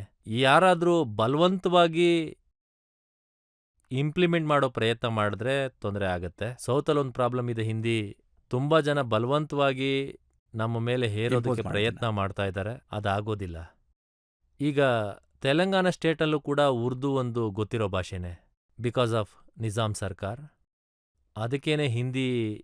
ಈಗ ನೋಡಿ, ಪಾರ್ಲಿಮೆಂಟ್ನಲ್ಲೂ ಏನಾದರೂ ಹೇಳಬೇಕು ಅಂದ್ರೆ ಒಂದಷ್ಟು ಹಿಂದಿ ಕಲ್ತ್ಕೊಳ್ಳೇಬೇಕು. ಯಾವತ್ತಾದ್ರೂ ಪ್ರೈಮ್ ಮಿನಿಸ್ಟರ್ ಆಗೋದಾದ್ರೆ ಹಿಂದಿ ಗೊತ್ತಿರಲೇಬೇಕು. ನೋಡಿ, ಹಣೆ ಬರಹ ಎಲ್ಲಿ ಕರ್ಕೊಂಡು ಹೋಗುತ್ತೋ ನಮ್ಗೇನು ಗೊತ್ತಾಗುತ್ತೆ ರಜತ್ ಶರ್ಮಾ ಅವರೇ. ಈಗೊಂದು ಬ್ರೇಕ್ ತಗೊಳ್ಳೋಣ. ಬ್ರೇಕ್ ಆದ್ಮೇಲೆ ಆಪ್ಕಿ ಅದಾಲತ್ನಲ್ಲಿ ರೇವಂತ್ ರೆಡ್ಡಿ ಅವರ ಮೇಲೆ ಮತ್ತೊಂದು ಸುತ್ತಿನ ಆರೋಪ ಮತ್ತು ಪ್ರಶ್ನೆಗಳು. ನಾನು ಯಾರ್ದೋ ದಯೆಯಿಂದ CM ಆಗ್ಲಿಲ್ಲ. ಅಪ್ಪನ ಹೆಸರಿಂದ, ಮುತ್ತಾತನ ಹೆಸರಿಂದ ಮುಖ್ಯಮಂತ್ರಿ ಆಗಿಲ್ಲ. ನನ್ನ ಶ್ರಮದಿಂದ ನಾನು ಮುಖ್ಯಮಂತ್ರಿ ಆಗಿದ್ದೀನಿ. KTR ಹೇಳೋದ್ರ ಬಗ್ಗೆ ಯಾರು ತಲೆ ಕೆಡಿಸ್ಕೋತಾರೆ? ಅವರು ಮ್ಯಾನೇಜ್ಮೆಂಟ್ ಕೋಟಾಲ್ ಬಂದಿರೋದು. Welcome back. ಆಪ್ಕಿ ಅದಾಲತ್ನಲ್ಲಿ ಇವತ್ತಿನ ನಮ್ಮ ಅತಿಥಿ ತೆಲಂಗಾಣದ ಮುಖ್ಯಮಂತ್ರಿ ರೇವಂತ್ ರೆಡ್ಡಿ. ಆಪ್ಕಿ ಅದಾಲತ್ನಲ್ಲಿ ಮುಂದಿನ ಆರೋಪ. ಆಪ್ಕಿ ಅದಾಲತ್ನಲ್ಲಿ ತೆಲಂಗಾಣದ ಚೀಫ್ ಮಿನಿಸ್ಟರ್ ರೇವಂತ್ ರೆಡ್ಡಿ ಮೇಲೆ ಇರುವ ಆರೋಪವೆಂದರೆ ಇವರು ರಾಜಕೀಯದಲ್ಲಿ ಇಬ್ಬಗೆ ನೀತಿ ಪಾಲಿಸುತ್ತಿದ್ದಾರೆಂಬುದು. ರೇವಂತ್ ರೆಡ್ಡಿ ಅವರೇ, ರಾಹುಲ್ ಗಾಂಧಿ ಅವರು ನಿಮ್ಮ ಮೇಲೆ ನಂಬಿಕೆ ಇಟ್ಟು ನಿಮಗೆ ಅವಕಾಶ ಕೊಟ್ರು, ಚೀಫ್ ಮಿನಿಸ್ಟರ್ ಮಾಡಿದ್ರು. ಈಗ ರಾಹುಲ್ ಗಾಂಧಿ ಹೇಳ್ತಾರೆ ಚೌಕಿದಾರ್ ಚೋರ್ ಹೇ, ನೀವ್ ಹೇಳ್ತೀರಾ ಚೌಕಿದಾರ್ ದೊಡ್ಡಣ್ಣ ಅಂತ. ಇಲ್ಲ, ನೀವು ರಜತ್ ಶರ್ಮಾ ಅವರೇ, ಸಿಚುವೇಶನ್ನ ನೀವು ಅರ್ಥ ಮಾಡ್ಕೋಬೇಕು. ಯಾವತ್ತು ನರೇಂದ್ರ ಮೋದಿಯವರು ಪ್ರೈಮ್ ಮಿನಿಸ್ಟರ್ ಆಗಿ ನಮ್ಮ ರಾಜ್ಯಕ್ಕೆ ಬಂದಿದ್ರೋ ಮೊದಲನೇ ಸಲ ನಾವಿಬ್ರು ಒಂದೇ ವೇದಿಕೆ ಮೇಲೆ ಕೂತಿದ್ವಿ. ಆಗ ನಾನಲ್ಲಿ ಏನೋ ಮಾತಾಡ್ದೆ. ನೋಡಿ ನರೇಂದ್ರ ಮೋದಿಯವರೇ, ನೀವು ದೊಡ್ಡಣ್ಣ. Being a prime minister, this country is union of states. ಎಷ್ಟು ಮುಖ್ಯಮಂತ್ರಿಗಳಿದಾರೋ ಅವ್ರ ಎಲ್ಲಾ ಮುಖ್ಯಮಂತ್ರಿಗಳಿಗೂ ನೀವು ದೊಡ್ಡಣ್ಣ. ನೀವು ದೊಡ್ಡತನ ತೋರಿಸ್ಬೇಕು. ನೀವು ಗುಜರಾತ್ಗೆ ಗಿಫ್ಟ್ ಸಿಟಿ ಕೊಟ್ರಿ, bullet train, Sabarmati river front ಎಲ್ಲನೂ ಗುಜರಾತ್ ಕೊಟ್ರಿ. ನನ್ನ ತೆಲಂಗಾಣಗ್ ನೀವು ಮೂಸಿ ರಿವರ್ ಫ್ರಂಟ್ ಕೊಡಿ, ಮೆಟ್ರೋ ರೈಲ್ ಕೊಡಿ, ಮತ್ತೆ ಅಲ್ಲಿ ಆಗ್ಬೇಕಾಗಿರೋ ಡೆವಲಪ್ಮೆಂಟ್ಗೆ ಫಂಡ್ ಎಷ್ಟು ಬೇಕೋ ಅಷ್ಟು ಫಂಡ್ ಕೊಡಿ. ನೀವು ದೊಡ್ಡಣ್ಣ. ಈಗ ಇದನ್ನೆಲ್ಲ ನೀವು ಕೊಡ್ದೇನೆ ಯಾವಾಗ್ಲೂ ಮೋದಿಯವರು 5 ಟ್ರಿಲಿಯನ್ ಎಕಾನಮಿ ಬಗ್ಗೆ ಮಾತಾಡ್ತಾರೆ. ಅದಕ್ಕೆ ನಾನಂದೆ 5 ಟ್ರಿಲಿಯನ್ ಎಕಾನಮಿನೇ ಏನಾದ್ರೂ ಭಾರತಕ್ಕೆ ಬರಬೇಕು ಅಂದ್ರೆ ಭಾರತದಲ್ಲಿ 5 ಮೆಟ್ರೋಪಾಲಿಟನ್ ಸಿಟಿ ಇವೆ: Delhi, Mumbai, Bengaluru, Hyderabad, Kolkata. Hyderabad is one of the metropolitan city. 5 trillion ಎಕಾನಮಿನ ಭಾರತ ತಲುಪಬೇಕು ಅಂತಂದ್ರೆ ಅಲ್ಲಿ ಐಟಿ, ಫಾರ್ಮಾ ಮತ್ತೆ ಬೇರೆ ಸೆಕ್ಟರ್ಗಳಿಗೆ ಇನ್ವೆಸ್ಟ್ಮೆಂಟ್ ಮಾಡಬೇಕು. ನಮಗೆ ತೆಲಂಗಾಣಗೆ ಮೋದಿಯವರು ಎಷ್ಟು ಅನ್ಯಾಯ ಮಾಡ್ತಿದ್ದಾರೆ ಅಂದ್ರೆ, ಎಷ್ಟು ಪ್ರಾಜೆಕ್ಟ್ಗಳು ತೆಲಂಗಾಣಕ್ಕೆ ಬರ್ತಾ ಇದೆಯೋ ಹೆದರ್ಸಿ ಬೆದರಿಸಿ ಗುಜರಾತ್ಗೆ ತಗೊಂಡು ಹೋಗ್ತಿದ್ದಾರೆ. ಅದಕ್ಕೆ ನಾನ್ ನೆನಪಿಸ್ದೆ, ನೀವು ದೊಡ್ಡಣ್ಣನ ಹಾಗೆ ಎಲ್ಲ ರಾಜ್ಯದ ಮುಖ್ಯಮಂತ್ರಿಗಳಿಗೆ ನೀವು ನೆರವನ್ನು ಕೊಡಿ. ಅದಕ್ಕೆ ಆ ಸಿಚುವೇಶನ್ನಲ್ಲಿ ನಾನು ಹಾಗಂತ ಹೇಳಿದ್ದೆ. This is not a political party meeting, it's only government. ಯಾವಾಗ್ಲಾದ್ರೂ ಕೇಂದ್ರ ಮತ್ತೆ ರಾಜ್ಯ ಸರ್ಕಾರದಲ್ಲಿ ಒಂದೊಳ್ಳೆ ಅಟ್ಮಾಸ್ಫಿಯರ್, ಒಂದೊಳ್ಳೆ ರಿಲೇಷನ್ ಇರಬೇಕು. ಇನ್ಸ್ಟಿಟ್ಯೂಷನ್ ಜೊತೆ ನನಗೆ ಜಗಳ ಮಾಡೋದಕ್ಕಿಷ್ಟ ಇಲ್ಲ. ಗವರ್ನರ್ ಜೊತೆ, ಪ್ರಧಾನಮಂತ್ರಿಗಳ ಜೊತೆ, ಇಲ್ಲ ಕೇಂದ್ರ ಸರ್ಕಾರದ ಜೊತೆ. ನನ್ನ ಹೋರಾಟ ಬರೀ ಸೈದ್ಧಾಂತಿಕ ಹೋರಾಟ, ಬಿಜೆಪಿ ಎದುರು ಅಷ್ಟೇನೆ. ಆದ್ರೆ ರಾಹುಲ್ ಗಾಂಧಿ ದಿನ ಜಗಳ ಮಾಡ್ತಾರಲ್ಲ. ಸೈದ್ಧಾಂತಿಕ ಹೋರಾಟ ನಡೀತಾನೆ ಇದೆಯಲ್ಲ. ರಾಹುಲ್ ಗಾಂಧಿಯವರು ಬೇರೆ ಏನೋ ಯೋಚನೆ ಹೇಳ್ತಾರೆ. ನಾನು ಮುಖ್ಯಮಂತ್ರಿಯಾಗಿ ಪ್ರಧಾನಮಂತ್ರಿಯವರನ್ನ ಅಡ್ರೆಸ್ ಮಾಡಿದಾಗ ನನ್ನ ರಾಜ್ಯಕ್ಕೆ ಏನ್ ಬೇಕಾಗಿದೆಯೋ ನಾನದನ್ನ ಕೇಳಲೇಬೇಕಲ್ವಾ? ನಾನು ನಿಮ್ಗೆ ಇನ್ನೊಂದು ಉದಾಹರಣೆ ಕೊಡ್ತೀನಿ. ರಾಹುಲ್ ಗಾಂಧಿ ಹೇಳ್ತಾರೆ, ಗೌತಮ್ ಅದಾನಿ ಕಿಸೆಗಳ್ಳ. ಅದಾನಿ ಗೊತ್ತೇ ಆಗದೆ ಕಿಸೆಲಿರೋದನ್ನ ಕದೀತಾರೆ. ಆದ್ರೆ ನೀವು ಮುಖ್ಯಮಂತ್ರಿ ಆಗ್ತಿದ್ದ ಹಾಗೆ ಅದಾನಿಗೆ 12,400 ಕೋಟಿಯಷ್ಟು ಪ್ರಾಜೆಕ್ಟ್ಸ್ ಕೊಟ್ರಿ. ನಾನು ನನ್ನ ಪ್ರಾಜೆಕ್ಟ್ನ ಕೊಟ್ಟಿಲ್ಲ. ಮೋದಿಯವರು ಪೋರ್ಟ್ಸ್, ಏರ್ಪೋರ್ಟ್ಸ್, ನ್ಯಾಷನಲ್ ಹೈವೇಸ್ ಮತ್ತೆ ನವರತ್ನ ಎಷ್ಟೆಲ್ಲ ಪ್ರಾಜೆಕ್ಟ್ಗಳಿದೆಯೋ ಇವೆಲ್ಲ ಕಡಿಮೆ ಬೆಲೆಗೆ ಸರ್ಕಾರ ಆಗ್ತಿದ್ದ ಹಾಗೆ ಕಡಿಮೆ ಬೆಲೆಗೆ ಅದಾನಿಯವರು ಕೊಟ್ರು. ನಾನು ಅದಾನಿಯವರ ಕಿಸೆಯಲ್ಲಿ ಎಷ್ಟು ಹಣ ಇದೆಯೋ ಆ ಹಣವನ್ನ ತಗೊಂಡು ನನ್ನ ಸ್ಟೇಟ್ಗೆ ಇನ್ವೆಸ್ಟ್ ಮಾಡಿಸ್ದೆ. ನಾನು ನನ್ನ ಸ್ಟೇಟ್ನ ಪ್ರಾಪರ್ಟಿ ಯಾವುದನ್ನೂ ಕೊಟ್ಟಿಲ್ಲ. ನಾನು ಅವರ ಪವರ್ ಸೆಕ್ಟರಲ್ಲಿ, ಆರ್ಟಿಫಿಷಿಯಲ್ ಇಂಟೆಲಿಜೆನ್ಸ್ ಸೆಕ್ಟರ್ನಲ್ಲಿ ಅವರ ಇನ್ವೆಸ್ಟ್ಮೆಂಟ್ ತಗೊಂಡೆ. ಇನ್ವೆಸ್ಟ್ಮೆಂಟ್ ಯಾವುದೇ ಇರಲಿ, ಲೆವೆಲ್ ಪ್ಲೇಯಿಂಗ್ ಫೀಲ್ಡ್ ನಾನು ಈಕ್ವಲಿ ಕೊಡೋದಕ್ಕೆ ಇಷ್ಟಪಡ್ತೀನಿ. ಅದಾನಿ ಆಗಲಿ, ಅಂಬಾನಿ ಆಗಲಿ, ಟಾಟಾ ಆಗಲಿ, ಬೇರೆ ಯಾರೇ ಇರಲಿ, ನನ್ನ ರಾಜ್ಯಕ್ಕೆ ಹೂಡಿಕೆ ಮಾಡೋದಕ್ಕೆ, ಕೆಲಸಗಳನ್ನ ಹುಟ್ಟು ಹಾಕೋದಕ್ಕೆ ನನ್ನ ರಾಜ್ಯಕ್ಕೆ ಯಾರೇ ಬಂದರೂ ನಾನು ಎಲ್ರಿಗೂ ಲೆವೆಲ್ ಪ್ಲೇಯಿಂಗ್ ಫೀಲ್ಡ್ನ ಈಕ್ವಲ್ ಆಗಿ ಕೊಡೋದಕ್ಕೆ ಇಷ್ಟಪಡ್ತೇನೆ. ಇದೇ ಕಾರಣಕ್ಕೆ ಅದಾನಿ ಡಿಸ್ಕ್ವಾಲಿಫಿಕೇಶನ್ ಏನೂ ಇಲ್ಲ. ಅದಾನಿ ಬ್ರಾಂಡ್ಗೆ ಡಿಸ್ಕ್ವಾಲಿಫಿಕೇಶನ್ ಅಂತ ಇಲ್ಲ. ಆದ್ರೆ out of the way favour ಕೂಡ ನಾನು ಮಾಡೋದು ನೋಡಿ. ಆದ್ರೆ ರಾಹುಲ್ ಅವರ ಮನಸ್ಸಿನಲ್ಲಿ ಕಳೆದ 10 ವರ್ಷಗಳಿಂದ ಅದಾನಿ ಅವರಂತೂ ಇಲ್ಲವೇ ಇಲ್ಲ. ಅದು ನಿಜ. ನೋಡಿ, ಅವ್ರು ರಾಹುಲ್ ಹೇಳ್ತಾರೆ, ಅವರು ಟಿವಿ ಹಾಕಿದ್ರೆ ಅಡಾಣಿ ಅವ್ರಿಗೆ ಹಣ ಹೋಗುತ್ತೆ, ಪೆಟ್ರೋಲ್ ಹಾಕಿದ್ರೆ ಅಡಾಣಿ ಅವ್ರಿಗೆ ಹಣ ಹೋಗುತ್ತೆ, ವಿಮಾನದಲ್ಲಿ ಹೋದ್ರೆ ಅಡಾಣಿ ಅವ್ರಿಗೆ ಹಣ ಹೋಗುತ್ತೆ.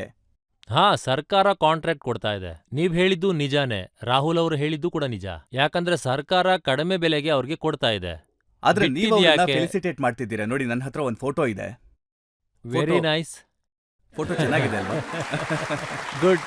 ಇಲ್ಲ, ಮಿಸ್ ಆಗ್ಬಿಟ್ಟಿತ್ತು, ನಾನು ತೆಗೆದಿಟ್ಕೊಡ್ತೀನಿ ಇದನ್ನ. ನಾನು ಅದಾನಿ ಅವರ ಜೊತೆ ಮುಚ್ಚಿಟ್ಕೊಂಡೇನು ಭೇಟಿ ಆಗಿರ್ಲಿಲ್ವಲ್ಲ. ಜನಗಳ ಮುಂದೆನೆ ಪ್ರೀತಿಯಿಂದ ಕರೆದಿದ್ದೆ, ಬನ್ನಿ ನಮ್ಮ ಸ್ಟೇಟ್ಗೆ ಇನ್ವೆಸ್ಟ್ ಮಾಡಿ ಅಂತ ಕರೆದೆ. ನಿಮ್ಮ ಹಣ ತಗೊಂಡ್ ಬನ್ನಿ, ತೆಲಂಗಾಣಗೆ ಹೂಡಿಕೆ ಮಾಡಿ. ನೋಡಿ ರಜತ್ ಶರ್ಮಾ ಅವರೇ, ನೀವು ಏನಾದ್ರೂ ಇನ್ವೆಸ್ಟ್ಮೆಂಟ್ ಮಾಡ್ತೀರಾ ಅಂದ್ರೆ you are most welcome to our Telangana. ಯಾಕಂದ್ರೆ ನಾನೊಬ್ಬ ಚೀಫ್ ಮಿನಿಸ್ಟರ್ ಆಗಿ ನಾನು ಇನ್ವೆಸ್ಟ್ ಮಾಡೋದಕ್ಕೆ ಎಲ್ಲರನ್ನೂ ಇನ್ವೈಟ್ ಮಾಡಲೇಬೇಕು. ನಾನು ನನ್ನ ಸ್ಟೇಟ್ನಲ್ಲಿ ಎಂಪ್ಲಾಯ್ಮೆಂಟ್ನ ಕ್ರಿಯೇಟ್ ಮಾಡಬೇಕು. ಇಲ್ಲ, ಬೇರೆಯವ್ರ ಜೊತೆ ನೀವು ಮಾಡ್ತೀರಾ, ಟಾಟಾ ಜೊತೆ ಮಾಡ್ತೀರಾ, ಬಿರ್ಲಾ ಜೊತೆ ಮಾಡ್ತೀರಾ, ಅದರಿಂದ ಪ್ರಾಬ್ಲಮ್ ಆಗಲ್ಲ. ಆದ್ರೆ ನಾವು ದಿನ ನೋಡ್ತಿದ್ದೀವಲ್ಲ, ರಾಹುಲ್ ಹೇಳ್ತಾರೆ ಬಿಜೆಪಿಗೆ ಅವಕಾಶ ಸಿಕ್ಕಾಗೆಲ್ಲ ನೆಲ ಕಸ್ಕೊಂಡು ಅಡಾಣಿ ಕೊಟ್ಬಿಡುತ್ತೆ. ಅಡಾಣಿ ಈ ದೇಶವನ್ನ ದೋಚಿ ತಿಂದು ಹಾಕಿದ್ರು ಅಂತ ರಾಹುಲ್ ಗಾಂಧಿ ಅವರ ಮನಸ್ಸಿನಲ್ಲಿ ಒಂದು ಚಿತ್ರ ಇದೆ. ಯಾರು ದೇಶವನ್ನ ದೋಚಿ ತಿಂತಿದ್ದಾರೋ ಅವರು ತೆಲಂಗಾಣದಲ್ಲಿ ದೊಡ್ಡ ಇನ್ವೆಸ್ಟರ್ ಆಗಿ ಹೋದ್ರೆ ಇದು ಹೇಗಾಗುತ್ತೆ? ನಾನು ದೋಚೋದಕ್ಕೆ ಬಿಡೋದಿಲ್ಲ. ಯಾಕಂದ್ರೆ ನಾನಿದ್ದೀನಿ, ನೀವು ರೇವಂತ್ ಅವ್ರನ್ನ ರೆಡ್ಡಿ ದೋಚ್ತೀರಾ? ಇದಾನಲ್ಲಿ. ಇಲ್ಲ ರಜತ್ ಶರ್ಮಾ ಅವರೇ, ತೆಲಂಗಾಣದಲ್ಲಿ ರೇವಂತ್ ರೆಡ್ಡಿ ಇರೋದು, ಅಲ್ಲಿ ತೆಲಂಗಾಣನ ದೋಚೋದಕ್ಕೆ ಬಿಡಲ್ಲ. ನಾವು ಇನ್ವೆಸ್ಟ್ಮೆಂಟ್ ತಗೋತೀವಿ, ನಾವು ಎಂಪ್ಲಾಯ್ಮೆಂಟ್ ಕೊಡ್ತೀವಿ, ಇನ್ವೆಸ್ಟ್ಮೆಂಟ್ ಗ್ಯಾರಂಟಿ ಕೊಡ್ತೀವಿ. ನನ್ನ ರಾಜ್ಯಕ್ಕೆ ಯಾರೇ ಹೂಡಿಕೆದಾರರು ಬಂದರೂ ನಾನು ಅವ್ರಿಗೆ ಗ್ಯಾರಂಟಿ ಕೊಡ್ತೀನಿ. ಅವರು ತಮ್ಮ ಹಣದ ಬಗ್ಗೆ ಚಿಂತೆ ಮಾಡೋ ಯಾವ ಅಗತ್ಯನೂ ಇಲ್ಲ. So investment guarantee is something different from looting public ಮನಿ.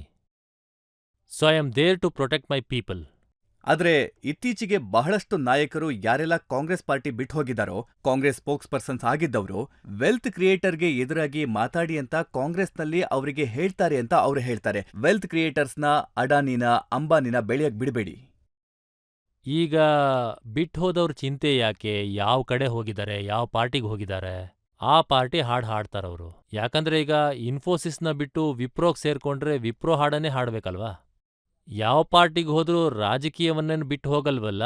ಎಲಿವೇಶನ್ಗೋಸ್ಕರ, ಪ್ರಮೋಷನ್ಗೋಸ್ಕರ, ಕೇಸ್ಗಳನ್ನ ತಪ್ಪಿಸ್ಕೊಳ್ಳೋದಕ್ಕೋಸ್ಕರ ಜನ ಪಾರ್ಟಿ ಬಿಟ್ಟು ಹೋಗ್ತಾ ಇದ್ದಾರೆ. ಪಾರ್ಟಿ ಬಗ್ಗೆ ಏನೋ ಒಂದೆರಡು ಮೂರು ಮಾತು ಪಾರ್ಟಿ ಬಗ್ಗೆ ಎದುರು ಮಾತಾಡ್ತಾರೆ. ಅವ್ರನ್ನ ಸಾಕೋರು ಹೀಗೆ ಹೇಳ್ತಾರೆ, ನಿಮ್ಮ ಪಾರ್ಟಿಗೆ ಒಂದೆರಡು ಕೆಟ್ಟ ಮಾತನ್ನ ಬೈದ್ಬಿಟ್ಟು ಬಂದ್ಬಿಡಿ ಅಂತ. ಆಗ ನಾವು ನಿಮ್ಗೆ ಒಳ್ಳೆ ಅಧಿಕಾರ ಕೊಡ್ತೀವಿ. ಇದು ಯಾವ ಸೀಮೆ ರಾಜಕೀಯ? ಕೆಟಿಆರ್ ಅವರು ಇವತ್ತೇ ಒಂದು ಹೇಳಿಕೆ ಕೊಟ್ಟಿದ್ದಾರೆ, ಲೋಕಸಭೆ ಚುನಾವಣೆ ಆದ್ಮೇಲೆ ರೇವಂತ್ ರೆಡ್ಡಿ ಕೂಡ ಬಿಜೆಪಿ ಸೇರ್ಕೋತಾರೆ ಅಂತ. ನಾನು ಅದನ್ನೇ ಹೇಳ್ತಾ ಇರೋದು. ಅದು ಒಂದು ಅಂಡರ್ಸ್ಟ್ಯಾಂಡಿಂಗ್ ಇದೆ. ಇವತ್ತು ಲೋಕಸಭೆಯಲ್ಲಿ ನಾವು 5 ಸೀಟ್ ಗೆಲ್ತೀವಿ.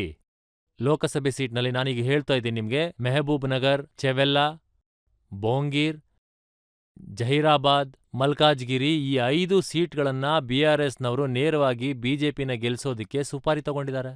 ಸುಪಾರಿ ತಗೊಂಡಿರೋ ವ್ಯಕ್ತಿ ನನ್ನ ವಿರುದ್ಧ ಏನು ಹೇಳ್ತಾರೆ?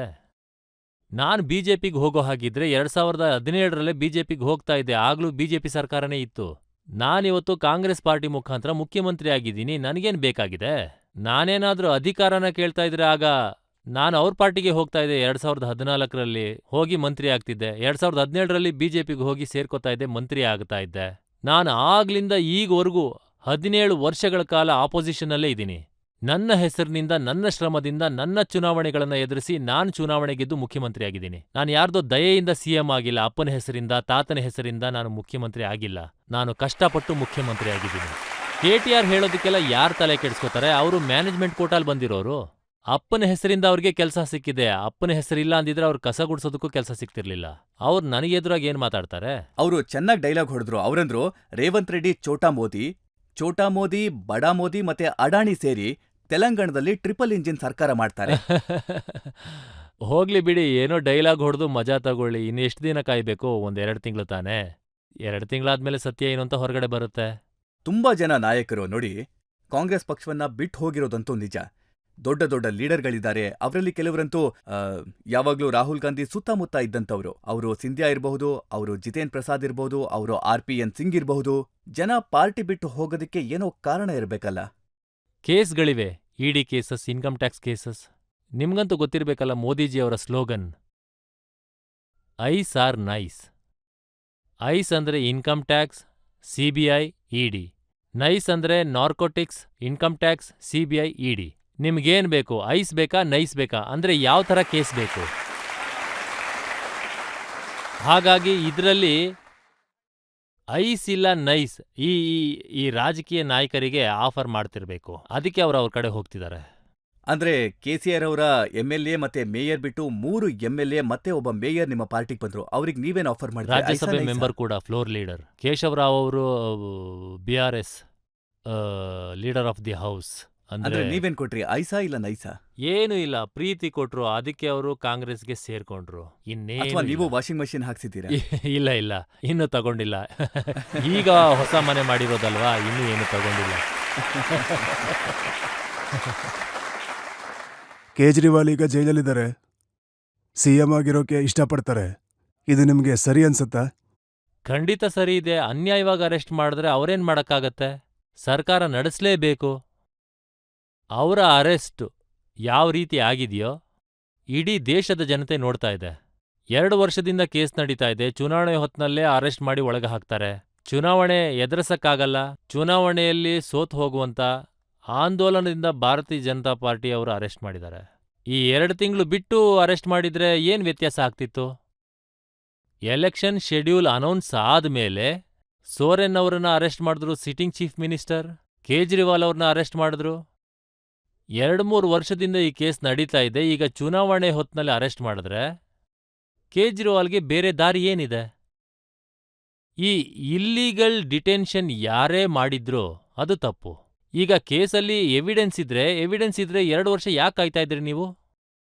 ಕೇಸಲ್ಲಿ ಎವಿಡೆನ್ಸೇ ಇಲ್ಲ ಅಂದ್ಮೇಲೆ ಚುನಾವಣೆ ಹೊತ್ನಲ್ಲಿ ಯಾಕೆ ಅರೆಸ್ಟ್ ಮಾಡಿದ್ರಿ? ಇದಕ್ಕೆ ಮೋದಿಜಿಯವರೇ ಉತ್ತರ ಕೊಡಬೇಕು. ಮೋದಿಯವರು ಯಾವ ರೀತಿ ಸರ್ಕಾರ ನಡೆಸೋದಕ್ಕೆ ಪ್ರಯತ್ನ ಮಾಡ್ತಿದ್ದಾರೋ, ಸರ್ಕಾರನ ಉಳಿಸ್ಕೊಳ್ಳೋದಕ್ಕೆ ಹೇಗೆ ನೋಡ್ತಿದ್ದಾರೋ ಅದು ಸರಿಯಲ್ಲ, ದೇಶಕ್ಕೆ ಒಳ್ಳೇದಲ್ಲ. ಕರಪ್ಷನ್ ಮಾಡೋರ್ಗೆ ಶಿಕ್ಷೆ ಕೊಡೋದಕ್ಕೆ ನಾವು ತಡಿತಾ ಇಲ್ಲ. ಯಾವ ಸಿಚುವೇಶನಲ್ಲಿ ಅರೆಸ್ಟ್? 140 ಕೋಟಿ ಜನಗಳು ನೋಡ್ತಿದ್ದಾರೆ. ಚುನಾವಣೆ ಅನೌನ್ಸ್ ಆದ್ಮೇಲೆ ಯಾವುದೇ ಒಬ್ಬ ಚೀಫ್ ಮಿನಿಸ್ಟರ್ನ, ಯಾವುದೇ ಒಬ್ಬ ಪ್ರೈಮ್ ಮಿನಿಸ್ಟರ್ನ, ಪಾರ್ಟಿ ಯಾವುದೇ ಆಗಿರ್ಲಿ, ಎಲೆಕ್ಷನ್ ಕೋಡ್ ಬಂದ ಮೇಲೆ ಇಡಿ ಹೋಗಿ ಅರೆಸ್ಟ್ ಮಾಡೋದು, ಇದು ದೇಶಕ್ಕೆ ಶೋಭೆ ತರುತ್ತಾ? ಇದೆಂಥ ನ್ಯಾಯ? ಏನ್ ನಡೀತಾ ಇದೆ ದೇಶದಲ್ಲಿ? ರೆಡ್ಡಿ ಅವರೇ, ಈಗ ನೀವು KCR ಅವರನ್ನ ಜೈಲಲ್ಲಿ ಹಾಕಿ ಅವರಿಗೆ ಡಬಲ್ ಬೆಡ್ರೂಮ್ ಮಾಡಿಸ್ಕೊಟ್ರೆ ಅದು ಸರಿನಾ? ಇಲ್ಲ, ನಾನು ಸಿಚುವೇಶನ್ನ ಹೇಳ್ತಾ ಇದ್ದೀನಿ. ಈಗ ನೋಡಿ, ಒಂದ್ ವೇಳೆ ನಿಜವಾಗ್ಲೂ ಕೇಜ್ರಿವಾಲ್ ಅವರ ಆ ಪೊಲಿಟಿಕಲ್ ಪಾರ್ಟಿ ಮೇಲಿನ ಆರೋಪ ಏನು, 100 ಕೋಟಿ ರೂಪಾಯಿನ ಯಾವುದೋ ಕುಡುಕ ವ್ಯಾಪಾರಿಯಿಂದ ಹಣ ತಗೊಂಡ್ರು, ಆ ಹಣವನ್ನ ಗೋವಾ ಎಲೆಕ್ಷನ್ನಲ್ಲಿ ಮತ್ತೆ ಪಂಜಾಬ್ ಎಲೆಕ್ಷನ್ನಲ್ಲಿ ಬಳಸ್ಕೊಂಡ್ರು. ಈಗ ಅದೇ ಕುಡುಕ ವ್ಯಾಪಾರಿ ಎಲೆಕ್ಟ್ರೋಲ್ ಬಾಂಡ್ಸ್ 400-500 ಕ್ರೋರ್ಸ್ನ ಭಾರತೀಯ ಜನತಾ ಪಾರ್ಟಿ ಕೊಟ್ಟಿದ್ದಾರೆ ಅರೆಸ್ಟ್ ಆದ್ಮೇಲೆ. Same person. ಯಾವ ಮನುಷ್ಯ ಕೇಜ್ರಿವಾಲ್ಗೆ ಚುನಾವಣೆಗೆ ಹಣ ಕೊಟ್ಟಿದ್ದಾನೋ, ಅದರ ಅಲಿಗೇಷನ್ ನಡೀತಾ ಇದೆಯೋ, ಅದೇ ಮನುಷ್ಯ 400-500 ಕ್ರೋರ್ಸ್ನ ಭಾರತೀಯ ಜನತಾ ಪಾರ್ಟಿ ಕೊಟ್ಟಿದ್ದಾನೆ in the name of electoral bonds. ಈಗ ನೀವಿದನ್ನ ವೈಟ್ ಆಗಿ ತಗೊಂಡ್ರಿ, ಅವರು ಬ್ಲಾಕ್ ಆಗಿ ತಗೊಂಡ್ರು, ಇಬ್ಬರಲ್ಲೂ ಏನ್ ವ್ಯತ್ಯಾಸ ಇದೆ? ಎಲೆಕ್ಷನ್ ಮೇಲೆ ಇದರ ಪ್ರಭಾವ ಆಗುತ್ತಾ? ಡೆಫಿನೆಟ್ಲಿ, ಯಾಕಾಗಲ್ಲ? ಜನಗಳು ನೋಡ್ತಿದಾರಲ್ಲ. ಈಗ ಸುಪ್ರೀಂ ಕೋರ್ಟ್ನ ಜಡ್ಜ್ಮೆಂಟ್ ಬಂದ್ಮೇಲೆ ಎಲ್ಲ ನೇರವಾಗಿ ಕಾಣ್ತಾ ಇದೆಯಲ್ಲ, ಯಾರು ಎಲೆಕ್ಟ್ರಾಲ್ ಬಾಂಡು ಯಾವ್ಯಾವ ಪಾರ್ಟಿಗಳಿಗೆ ಕೊಟ್ಟಿದ್ದಾರೆ ಅಂತ. 22,500 ಕೋಟಿ ಎಲೆಕ್ಟ್ರಾಲ್ ಬಾಂಡ್ಸ್ಗಳನ್ನ ಇಡೀ ಭಾರತದಲ್ಲಿ ಖರೀದಿ ಮಾಡಿದ್ದಾರೆ. ಅದರಲ್ಲಿ 6,780 ಕ್ರೋರ್ಸ್, ಆಲ್ಮೋಸ್ಟ್ 7,000 ಕ್ರೋರ್ಸ್ ಭಾರತೀಯ ಜನತಾ ಪಾರ್ಟಿಗೆ 4 ವರ್ಷಗಳಲ್ಲಿ ಸಿಕ್ಕಿದೆ. ಯಾರಿವರೆಲ್ಲ ಬಾಂಡ್ಸ್ಗಳನ್ನ ಇಶ್ಯೂ ಮಾಡಿರೋಂಥವ್ರು? ಆಕಾಶದಿಂದ ತಗೊಂಡ್ ಬಂದು ಕೊಟ್ಟಿದಾರಾ? ಬಿಜೆಪಿಯವರ ಆರ್ಗ್ಯುಮೆಂಟ್ ಅನ್ನ ನಾನು ಕೇಳಿದ್ದೀನಿ. ಅವ್ರು ಹೇಳ್ತಾರೆ, ನಮ್ಮದು 18 ರಾಜ್ಯಗಳಲ್ಲಿ ಸರ್ಕಾರ ಇದೆ, ಕೇಂದ್ರದಲ್ಲಿ 10 ವರ್ಷದಿಂದ ಸರ್ಕಾರ ಇದೆ, ನಮಗೆ 6 ಕೋಟಿ ಸಿಕ್ತು, ಆದ್ರೆ ಬೇರೆ ಎಲ್ಲ ಪಾರ್ಟಿಗಳಿಗೆ ಅದಕ್ಕಿಂತ ಜಾಸ್ತಿ ಸಿಕ್ಕಿದೆ, ಕಾಂಗ್ರೆಸ್ಗೂ ಸಿಕ್ಕಿದೆ, TMCದು ಒಂದೇ ರಾಜ್ಯದಲ್ಲಿ ಸರ್ಕಾರ ಇರೋದು, ಅವರಿಗೂ ಸಿಕ್ತು, ಇದು ಎಲ್ಲ ಪಾರ್ಟಿಲೂ ಇದೆ. ಹಾಗಾದ್ರೆ ನಿಮ್ಗೂ ಅವ್ರಿಗೂ ವ್ಯತ್ಯಾಸ ಇಲ್ವಲ್ಲ? ನೀವ್ಯಾಕೆ ಡಿಫ್ರೆಂಟ್ನ ಹುಡುಕ್ತಾ ಇದ್ದೀರಾ? ನೀವು ನೀತಿ ರಾಜ, ನಾವು ಎಕ್ಸ್ಟ್ರೀಮ್, ಏನಂತಾರೆ, ತುಂಬಾ ನೀತಿಯಿಂದ ಸರ್ಕಾರ ನಡೆಸ್ತಾ ಇದ್ದೀವಿ, ಈ ತರ ಕ್ಲೈಮ್ನ ಮಾಡಬೇಡಿ. ನೀವು BRS ತರನೇ, ನೀವು TMC ತರನೇ, ಜೊತೆಗೆ ನೀವು ಈ ಕರಪ್ಟ್ ಪಾರ್ಟಿಗಳು ಯಾವ್ದಿದಾವೋ ಅದ್ರ ಜೊತೆಲಿ ನೀವು ಒಬ್ರು. ಏನ್ ವ್ಯತ್ಯಾಸ ಇದೆ? ನೀವು ಅದರಿಂದ ಬೇರೆ ಏನು ಅಲ್ವಲ್ಲ, ನೀವು ಅದ್ರಲ್ಲೊಬ್ರೇನೆ. ನೀವ್ ಹೇಳೋ ಪ್ರಕಾರ ಕೇಜ್ರಿವಾಲ್ ಮತ್ತೆ ಸೋರೆನ್ ಅವರನ್ನ ಅರೆಸ್ಟ್ ಮಾಡಿರೋದ್ರಿಂದ ಲೋಕಸಭೆ ಚುನಾವಣೆ ರಿಸಲ್ಟ್ ಮೇಲೆ ಪರಿಣಾಮ ಬೀರುತ್ತಾ? ಡೆಫಿನೆಟ್ಲಿ. ಈ ಭಾರತೀಯ ಜನತಾ ಪಾರ್ಟಿನ ನಾನು ವಿದ್ಯಾರ್ಥಿ ಪರಿಷತ್ ದಿನಗಳಿಂದ ನೋಡ್ತಾನೆ ಬಂದಿದ್ದೀನಿ. ಭಾರತೀಯ ಜನತಾ ಪಾರ್ಟಿನ ಅಂದ್ರೆ ನನಗ್ ಗೊತ್ತಿರೋ ಹಾಗೆ 81ಇಂದ ಭಾರತೀಯ ಜನತಾ ಪಾರ್ಟಿ ಶುರುವಾಗಿದೆ. ನಾನು 85ನ ಎಲೆಕ್ಷನ್ನಿಂದ ಸ್ವಲ್ಪ ನಾನು ಅಬ್ಸರ್ವ್ ಮಾಡ್ತಾ ಇದ್ದ ಆ ಎಲೆಕ್ಷನ್ ಪ್ಯಾಟ್ರನ್ನ. ಯಾವಾಗ್ಲೂ ಚುನಾವಣೆ ಮುಂಚೆನೆ 1.5-2.5 ವರ್ಷಗಳ ಮುಂಚೆ ಒಂದು ಅಜೆಂಡಾನ ಇಟ್ಕೋತಾರೆ. ಈ ಅಜೆಂಡಾ ಇಟ್ಕೊಂಡು ಈ ಚುನಾವಣೆನ ಎದುರಿಸ್ಬೇಕು. ಅದೇ ಅಜೆಂಡಾ ಮೇಲೆನೆ ಪ್ರಿಪ್ರೇಟರಿ ವರ್ಕ್ನ ಮಾಡ್ತಾರೆ. ಅದೇ ಅಜೆಂಡಾ ಮೇಲೆ ಚುನಾವಣೆ ಎದುರಿಸ್ತಾರೆ. ಫಾರ್ ಫಸ್ಟ್ ಟೈಮ್ ಮೋದಿಯವರ ಲೀಡರ್ಶಿಪ್ಪಲ್ಲಿ ಯಾವ ಅಜೆಂಡಾನ ಫೈನಲ್ ಮಾಡಿದ್ರೂ ಆ ಅಜೆಂಡಾ ಮೇಲೆ ಭಾರತೀಯ ಜನತಾ ಪಾರ್ಟಿ ಚುನಾವಣೆ ಎದುರಿಸ್ತಿಲ್ಲ, ಡಿರೈಲ್ ಆಗಿದೆ. ಆ ಅಜೆಂಡಾ ಬಂದು 2021-22ನಲ್ಲಿ ಶುರುವಾಗಿದ್ದು ರಾಮ್ ಮಂದಿರದ ಹೆಸರಲ್ಲಿ ಚುನಾವಣೆ ಎದುರಿಸ್ಬೇಕು ಅಂತ. ಅದಕ್ಕೆ ರಾಮ್ ಮಂದಿರ 2023 ಯಾವಾಗ ಈ ಚುನಾವಣೆಗೆ ಮೊದಲನೇದಾಗಿ ಜನವರಿಯಲ್ಲಿ ಎಲ್ಲ ಹಬ್ಬ ಮಾಡ್ಬಿಡೋಣ, ಆಮೇಲೆ ಚುನಾವಣೆ ಎದುರಿಸೋಣ. ರಾಮ್ ಮಂದಿರದ ವಿಷಯ ಮುಗಿತಾ ಬರ್ತಿದ್ದ ಹಾಗೇನೆ ಈ ಸುರೇನ್ ಅವ್ರನ್ನ ಮತ್ತೆ ಕೇಜ್ರಿವಾಲ್ ಅವ್ರನ್ನ ಅರೆಸ್ಟ್ ಮಾಡಿದ್ರು. ಈಗ ಟಿವಿಯಲ್ಲಿ ಏನ್ ಚರ್ಚೆ ನಡೀತಿದೆ? ರಾಮ್ ಮಂದಿರದ ಬಗ್ಗೆ ಯಾರಾದ್ರೂ ಮಾತಾಡ್ತಾ ಇದ್ದಾರಾ? ಹಾಗಾಗಿ ಅವರ ಅಜೆಂಡಾ ಎಲ್ಲ ಡಿರೈಲ್ ಆಗೋಯ್ತು. ಈಗ ಚರ್ಚೆ ಆಗ್ತಿರೋದು, ಮೋದಿಯವರು ಹೇಳ್ತಿದ್ದಾರೆ, ನಾನು ಕರಪ್ಷನ್ನ ಬಿಡೋದಿಲ್ಲ, ಕರಪ್ಟ್ ಯಾರೇ ಆಗಿದ್ರೂ ಕೂಡ ಅವರೆಲ್ಲರನ್ನೂ ಒಳಗೆ ಹಾಕ್ತೀನಿ ಅಂತಾರೆ. ಹಾಗೆ ಮಾಡೋದಾದ್ರೆ ಹಿಮಂತ್ ಬಿಸ್ವಾ ಶರ್ಮಾ ಅವ್ರ ಮೇಲೆ ಕೇಸ್ ಹಾಕಿ ಯಾಕೆ ಒಳಗೆ ಹಾಕ್ತಾ ಇಲ್ಲ? ಜ್ಯೋತಿರಾದಿತ್ಯ ಅವ್ರ ಮೇಲೆ ಕೇಸ್ ಇದೆಯಲ್ಲ, ಅವ್ರನ್ನ ಯಾಕೆ ಒಳಗೆ ಹಾಕ್ತಿಲ್ಲ? ನವೀನ್ ಜಿಂದಾಲ್ ಅವ್ರನ್ನ ಸುಮ್ನೆ ಬಿಟ್ರಿ, ಅಶೋಕ್ ಚವ್ಹಾಣ್ ಅವ್ರನ್ನ ಸುಮ್ನೆ ಬಿಟ್ರಿ, ಅಜಿತ್ ಪವಾರ್ ಅವ್ರನ್ನ ಸುಮ್ನೆ ಬಿಟ್ರಿ. ಎಲ್ಲ ಕಾಂಗ್ರೆಸ್ ಅವ್ರ ಹೆಸರು ಹಾ, ತಗೋತಿದ್ದೀರಾ? ಎಷ್ಟು ಕೇಸಸ್ಗಳು, ಇಡಿ ಕೇಸಸ್ಗಳಿವೆಯೋ, ಇನ್ಕಮ್ ಟ್ಯಾಕ್ಸ್ ಕೇಸಸ್ಗಳಿವೆಯೋ, ಎಲ್ಲರೂ ಇಲ್ಲಿಂದ ಅಲ್ಲಿಗೆ ಹೋಗ್ತಿದ್ದ ಹಾಗೇನೆ ಏಕ್ದಮ್ ಮಹಾತ್ಮ ಆಗೋಗ್ತಾರೆ. ಇವ್ರನ್ನೆಲ್ಲ ಅಕ್ಕಪಕ್ಕದಲ್ಲೇ ಕೂರಿಸ್ಕೊಂಡು ಮೋದಿಯವರು ಹೇಳ್ತಾರೆ, ನಾನು ಕರಪ್ಷನ್ಗೆ ಎದುರಾಗಿದ್ದೀನಿ ಅಂತ, ಅದಕ್ಕೆ ಚುನಾವಣೆ ಎದುರಿಸ್ತೀನಿ ಅಂತ. ರಜತ್ ಶರ್ಮಾ ಅವರೇ, ನೀವು ಡಿಬೇಟ್ ಮಾಡಿಸಿ. ಯಾಕಂದ್ರೆ ಮೋದಿಯವರು ಕರಪ್ಟ್ ಅಂತ ನಾನು ಆರೋಪ ಮಾಡಲ್ಲ. ಆದ್ರೆ ಮೋದಿಯವರ ಅಕ್ಕಪಕ್ಕದಲ್ಲಿ ಯಾರೆಲ್ಲ ಕೂತಿದಾರೋ ಅವರೆಲ್ಲ ಯಾರು? ನೆನ್ನೆವರೆಗೂ ನೀವೇ ಹೇಳ್ತಾ ಇದ್ರಿ ಇವರು ಹೈಲಿ ಕರಪ್ಟೇಬಲ್ ಫೆಲೋಸ್ ಅಂತ, ಆದ್ರೆ ಒಳಗ್ ಹಾಕ್ಲಿಲ್ಲ. ಒಳಗ್ ಹಾಕೋದು ಅಂದ್ರೆ ಬಿಜೆಪಿ ಒಳಗ್ ಹಾಕೊಳ್ಳೋದಾ? ಎಲ್ಲ ಹಾಕ್ತಿದ್ದೀರಾ ನೀವು? ಆದ್ರೆ ಕೇಜ್ರಿವಾಲ್ ಹಾಗೆ ಹೇಮಂತ್ ಸೊರೇನ್ ಅರೆಸ್ಟ್ ಆಗ್ತಿದ್ದ ಹಾಗೆ ಅವ್ರಿಗೆ ಲಾಭ ಆಗತ್ತೆ, ಕೇಜ್ರಿವಾಲ್ಗೆ ಸಿಂಪತಿ ಸಿಗುತ್ತೆ. ಹಾಗೆ ಕವಿತಾ ಅವರನ್ನ ಅರೆಸ್ಟ್ ಮಾಡೋದ್ರಿಂದ ಟಿಆರ್ಎಸ್ಗೆ ಮತ್ತೆ ಬಿಆರ್ಎಸ್ಗೆ ಸಿಂಪತಿ ಸಿಗುತ್ತೆ. ಈಗ ತೆಲಂಗಾಣದಲ್ಲಿ ಕರಪ್ಷನ್ನಲ್ಲಿ ಅರೆಸ್ಟ್ ಮಾಡ್ಲಿಲ್ಲ, ಡೆಲ್ಲಿ ಕರಪ್ಷನ್ ಚಾರ್ಜಸ್ನಲ್ಲಿ ಅರೆಸ್ಟ್ ಮಾಡಿದ್ರೆ ಇಲ್ಲಿ ಕರಪ್ಷನ್ ಚಾರ್ಜ್ ಏನಿದೆ? ಸಿಂಪತಿ ಏನ್ ಸಿಗುತ್ತೆ? ಸಿಗೋದಿಲ್ಲ. ಇಲ್ಲ, ಅವರಿಗೆ 16 ವರ್ಷದ ಮಗ ಇದ್ದಾನೆ, ಅವನ ಓದಿಗೆ ಡಿಸ್ಟರ್ಬ್ ಆಗ್ತಿದೆ, ಇದೆಲ್ಲ ಅವ್ರು ಹೇಳ್ತಾ ಇದ್ದಾರೆ. ಅವ್ರು ಹೇಳ್ತಿರೋದು ಬೇಲ್ ಸಿಗ್ಲಿ ಅಂತ. ಅವ್ರೇನು ಹೇಳ್ತಿಲ್ಲ ಅಂತ ನಾನು ಹೇಳ್ತಾ ಇಲ್ಲ. ಅಂದ್ರೆ ಸಿಚುಯೇಷನ್ ಆಫ್ ದಿ ಅರೆಸ್ಟ್, ಈಗ KCRನ ಅರೆಸ್ಟ್ ಮಾಡಿದ್ರೆ ಎಲೆಕ್ಷನ್ ಮೇಲೆ ಪರಿಣಾಮ ಆಗ್ತಾ ಇತ್ತು. ಕವಿತಾ ಅವರು ಇರೆಲಿವೆಂಟ್ ಆಫ್ ತೆಲಂಗಾಣ ಎಲೆಕ್ಷನ್. ಏನು ಪರಿಣಾಮ ಆಗಲ್ವಾ? ಜಾಸ್ತಿ ಚರ್ಚೆ ಏನೂ ಇಲ್ಲ. ಅದೇ KCRನ ನೀವು ಅರೆಸ್ಟ್ ಬೇರೆಯವರ ಮಾಡಿದ್ರೆ ಚರ್ಚೆ ಆಗೋದಿಕ್ಕೆ ಬಿಡಲ್ಲ. ಹಾಗೇನೂ ಇಲ್ಲ. KCR ಇದಾರಲ್ಲ, ರಾವಣ ಇದ್ಮೇಲೆ ರಾಮ ಇರ್ತಾನೆ. ರಾವಣ ಇಲ್ಲ ಅಂದ್ರೆ ರಾಮನಿಗೇನು ಬೆಲೆನೇ ಇಲ್ಲ.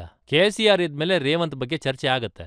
ಸೌತ್ನ 2 ರಾಜ್ಯಗಳಲ್ಲಿ ಕಾಂಗ್ರೆಸ್ ಸರ್ಕಾರ ಇದೆ. ಅಂದ್ರೆ ನೀವ್ ಹೇಳ್ತಾ ಇರೋದು ಯಾರೋ ಒಬ್ರನ್ನ PM ಕ್ಯಾಂಡಿಡೇಟ್ ಪ್ರೊಜೆಕ್ಟ್ ಮಾಡ್ಬೇಕಾ?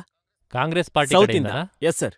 ಈಗಂತೂ ಇಂಡಿಯಾ. ಆಲ್ ಇಂಡಿಯಾ ಪ್ರೆಸಿಡೆಂಟ್ ಆಗಿರೋದು ಸೌತಿಂದ ಬಂದಿರೋಂಥ ಮಲ್ಲಿಕಾರ್ಜುನ್ ಖರ್ಗೆ ಅವರೇ. ಅವರು ಕರ್ನಾಟಕದವರು. ಮತ್ತೆ KC ವೇಣುಗೋಪಾಲ್ ಅವರು ಜನರಲ್ ಸೆಕ್ರೆಟರಿ ಕೇರಳದವರು.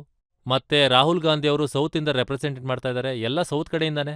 ಮುಂದಿನ ದಿನಗಳಲ್ಲಿ ಸೌತ್ನವರೇ ಪ್ರೈಮ್ ಮಿನಿಸ್ಟರ್ ಆಗ್ಬೋದು. Thank you so much sir. ಅದಕ್ಕೇನೆ ಕಾಂಗ್ರೆಸ್ ಬಿಟ್ಟು ಹೋಗುವಂತ ನಾಯಕರೆಲ್ಲ ಹೇಳ್ತಾ ಇರೋದು ಕಾಂಗ್ರೆಸ್ ಪಾರ್ಟಿ ಮೇಲೆ ಸೌತ್ ಲಾಬಿ ಅವರ ಹಿಡಿತ ಆಗಿದೆ ಅಂತ. ಅಂದ್ರೆ ಇಡೀ UP ಅವರು, ಸೌತ್ ತೆಲುಗಿನವರು 42 MPs ಇದ್ದಾರೆ. ಔಟ್ ಆಫ್ 42 ಒಬ್ರು ಕ್ಯಾಬಿನೆಟ್ ಮಿನಿಸ್ಟರ್ ಮಾತ್ರ ಇದ್ದಾರೆ. ಒಬ್ರೇ ಅಂದ್ರೆ ಒಬ್ರೇ, ಕಿಶನ್ ರೆಡ್ಡಿ ಅವರು. ನಾನು ರಜತ್ ಶರ್ಮಾ ಅವರೇ, ನಿಮ್ಮ ಮಾಧ್ಯಮದ ಮುಖಾಂತರ ಮೋದಿ ಅವರಿಗೆ ಒಂದು ಪ್ರಶ್ನೆ ಕೇಳೋದಕ್ಕೆ ಇಷ್ಟಪಡ್ತೀನಿ. ಗುಜರಾತ್ನಿಂದ 28 MPs ಇದ್ದಾರೆ. 7 ಕ್ಯಾಬಿನೆಟ್ ಮಿನಿಸ್ಟರ್ ಪೋಸ್ಟ್ ಸಿಕ್ಕಿದೆ ಗುಜರಾತಿಗೆ. UPಯಲ್ಲಿ 62 MPs ಇದ್ದಾರೆ. 12 ಕ್ಯಾಬಿನೆಟ್ ಪೋಸ್ಟ್ ಸಿಕ್ಕಿದೆ. ಪ್ರೈಮ್ ಮಿನಿಸ್ಟರ್ ಹಿಡಿದು, ಡಿಫೆನ್ಸ್ ಮಿನಿಸ್ಟರ್ ಹಿಡಿದು, ಹೋಮ್ ಮಿನಿಸ್ಟರ್ ಹಿಡಿದು ಎಲ್ಲಾ ಮಿನಿಸ್ಟರ್ಗಳು ನಿಮ್ಮ ಬುಟ್ಟಿಲೇ ಇದ್ದಾರೆ.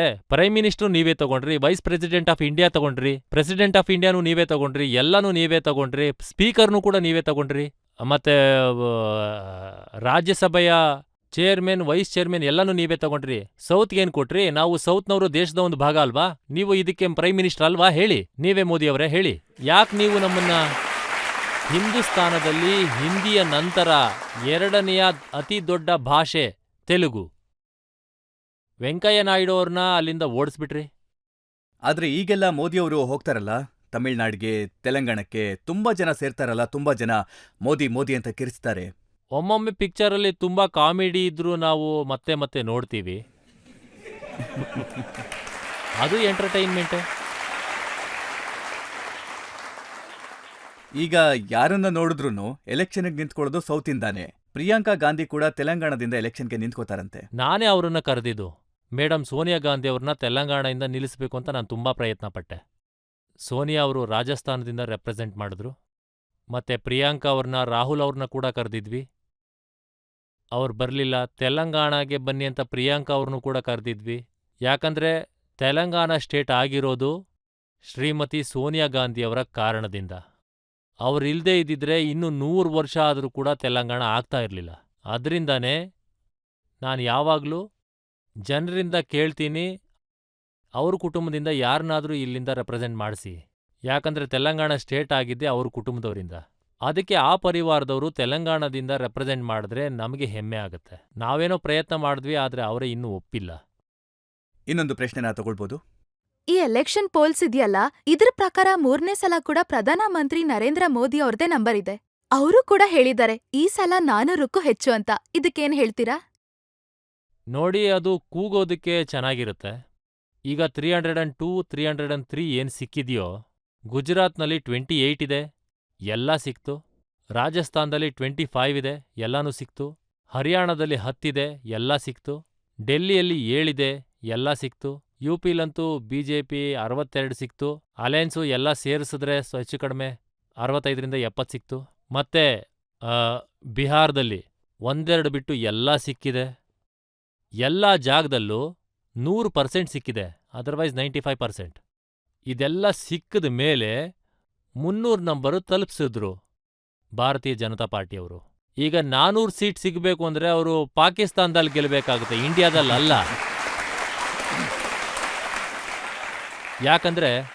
ಯಾಕಂದ್ರೆ ಈ ಸಲ ಡೆಲ್ಲಿಲಿ ಎಲ್ಲರೂ ಸಿಗೋದಿಲ್ಲ, ರಾಜಸ್ಥಾನದಲ್ಲೂ ಎಲ್ಲ ಸಿಗೋದಿಲ್ಲ, ಹರಿಯಾಣದಲ್ಲಿ ಸಿಗೋದಿಲ್ಲ, ಗುಜರಾತ್ನಲ್ಲಿ ಎಲ್ಲ ಸಿಗೋದಿಲ್ಲ, UPಯಲ್ಲೂ ಎಲ್ಲ ಸೀಟ್ಸು ಸಿಗೋದಿಲ್ಲ, ಬಿಹಾರದಲ್ಲೂ ಎಲ್ಲನೂ ಸಿಗೋದಿಲ್ಲ. ಸೌತ್ನಲ್ಲಿ 129 ಇದೆ. 129ಇಂದ ಕರ್ನಾಟಕದಲ್ಲಿ out of 28, 27 they have got. ಈ ಸಲ 10-11 ಸಿಗೋದಿಲ್ಲ. ಹೋದ್ಸಲ ತೆಲಂಗಾಣದಿಂದ 4 ಸಿಕ್ಕಿತ್ತು, ಈ ಸಲ 2 ಸಿಗ್ಬಹುದು. ಎಲ್ಲಿಂದ 400 ಸಿಗುತ್ತೆ ಹೇಳಿ? ನನಗಂತೂ ಅರ್ಥ ಆಗ್ತಾ ಇಲ್ಲ. ನಾನು ಇವತ್ತು ರಜತ್ ಶರ್ಮಾ ಅವರ ಕಡೆಯಿಂದ ಈ ಪ್ರೋಗ್ರಾಂ ಮುಖಾಂತರ ಕೇಳ್ಕೊತಾ ಇದ್ದೀನಿ. ರಿಸಲ್ಟ್ ಆದ್ಮೇಲೆ ನಾನು ರಜತ್ ಶರ್ಮಾ ಅವ್ರ ಹತ್ರ ಮಾತಾಡ್ತೀನಿ ಫೋನಲ್ಲಿ.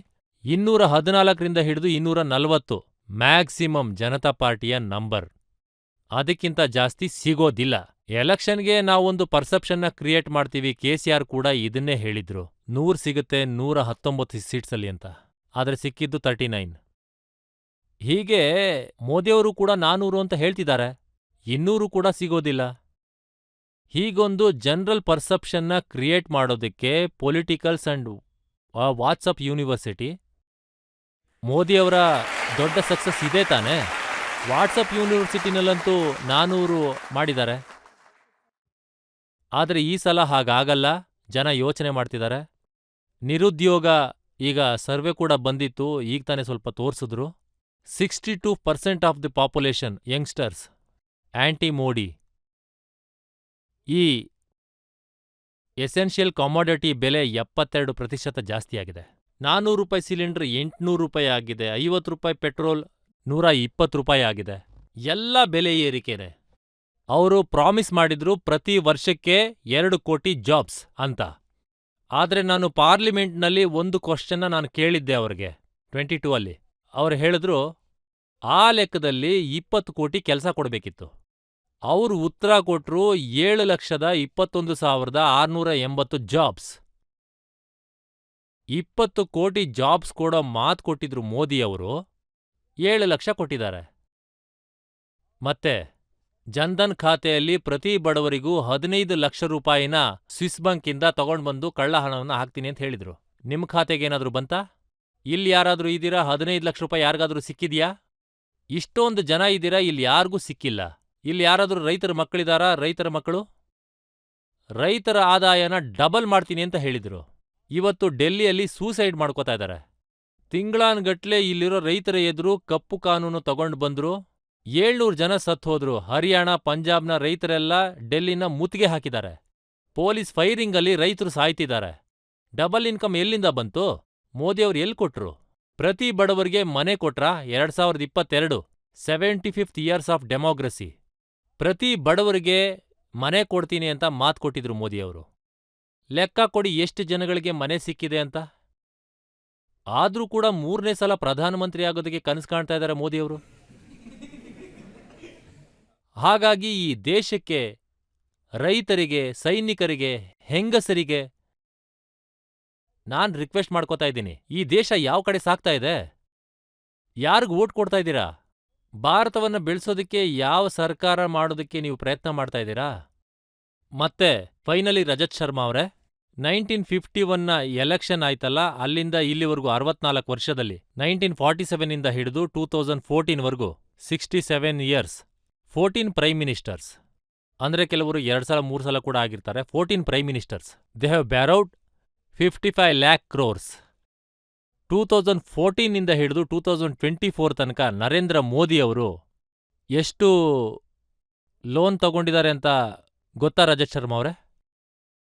113 lakh crores. 64 ವರ್ಷದವರೆಗೂ ಎಷ್ಟು ತಗೊಂಡಿರಿದ್ರೋ ಅದಕ್ಕಿಂತ ಡಬಲ್ ಲೋನ್ ತಗೊಂಡಿದೆ ಹಿಂದೂಸ್ತಾನದ ಸರ್ಕಾರ. ಆ ಹಣ ಎಲ್ಲ ಎಲ್ಲಿ ಹೋಯ್ತು? ಅವತ್ತು ಎಷ್ಟೋ ಪ್ರೈಮ್ ಮಿನಿಸ್ಟರ್ ಬಾಕ್ರಾ ನಂಗಲ್ನವರಿಂದ ಹಿಡಿದು ನಾಗಾರ್ಜುನ್ ಸಾಗರ್ ತನಕ ಈ ಟ್ರೈನಿಂದ ಹಿಡಿದು ಎಲ್ಲನೂ ಮಾಡಿದ್ದಾರೆ. ಜೊತೆಗೆ ಏರ್ಪೋರ್ಟ್ಸ್, ಪೋರ್ಟ್ಸ್, ನ್ಯಾಷನಲ್ ಹೈವೇಸ್. ದೇಶದಲ್ಲಿ ಎಷ್ಟು ಬೆಳವಣಿಗೆ ಆಗ್ಬೇಕಿತ್ತೋ 67 ಇಯರ್ಸ್ನಲ್ಲಿ ಆ 14 ಪ್ರೈಮ್ ಮಿನಿಸ್ಟರ್ಸ್ ಮಾಡಿದ್ದಾರೆ. ಅವರೆಲ್ಲ ಖರ್ಚು ಮಾಡಿ ಅವ್ರ ಲೋನ್ ತಗೊಂಡಿರೋದು 55 ಲಕ್ಷ ಕೋಟಿ. ಆದರೆ ನರೇಂದ್ರ ಮೋದಿಯವರು ಒಬ್ರೇನೆ 113 ಲಕ್ಷ ಕೋಟಿಯನ್ನ ಲೋನ್ ತಗೊಂಡಿದ್ದಾರೆ. ಈ ಹಣ ಎಲ್ಲ ಎಲ್ಲಿ ಹೋಯ್ತು? ಯಾರ್ ಜೋಬಿಗೆ ಹೋಯ್ತು? ಈ ಬಿಜೆಪಿ ದೇಶಕ್ಕೋಸ್ಕರ ಏನು ಮಾಡಿದ್ದಾರೆ ನರೇಂದ್ರ ಮೋದಿ ಬಿಜೆಪಿಯಿಂದ ಅವರು? ಯಾರು ಬರ್ತಾರೋ ಅವರಿಗೆ ಖಂಡಿತ ನಾನು ಈ ಪ್ರಶ್ನೆಗಳನ್ನ ಕೇಳ್ತೀನಿ. ನಾನ್ ನಿಮ್ಗೆ ಹೇಳ್ತಾ ಇರೋದು ಆಕ್ಚುಲ್ ಡೇಟಾ ಇದು. ಇದನ್ನ ಯಾರು ಬೇಕಾದ್ರೂ ಹುಡುಕ್ಬಹುದು, ತಗೋಬಹುದು. ನಾನು ನಿರ್ಮಲಾ ಸೀತಾರಾಮನ್ ಅವ್ರಿಗೆ ಕ್ವಶನ್ ಮಾಡಿದ್ದೆ ಪಾರ್ಲಿಮೆಂಟ್ನಲ್ಲಿ, ಮಾತಾಗಿತ್ತು. ಇಲ್ಲಿ ಇಷ್ಟೊಂದು ಜನ ಯುವಕರಿದ್ದಾರೆ, ದೇಶದ ಭವಿಷ್ಯ ಇವರು, ಇವ್ರಿಗೆಲ್ಲ ಯೋಚಿಸಿ ಅಂತಾನೆ ನಾನು ಹೇಳ್ತಿರೋದು. ಇವರೆಲ್ಲ ಇನ್ನೊಂದ್ಸತಿ ಯೋಚನೆ ಮಾಡ್ಬೇಕಲ್ವಾ?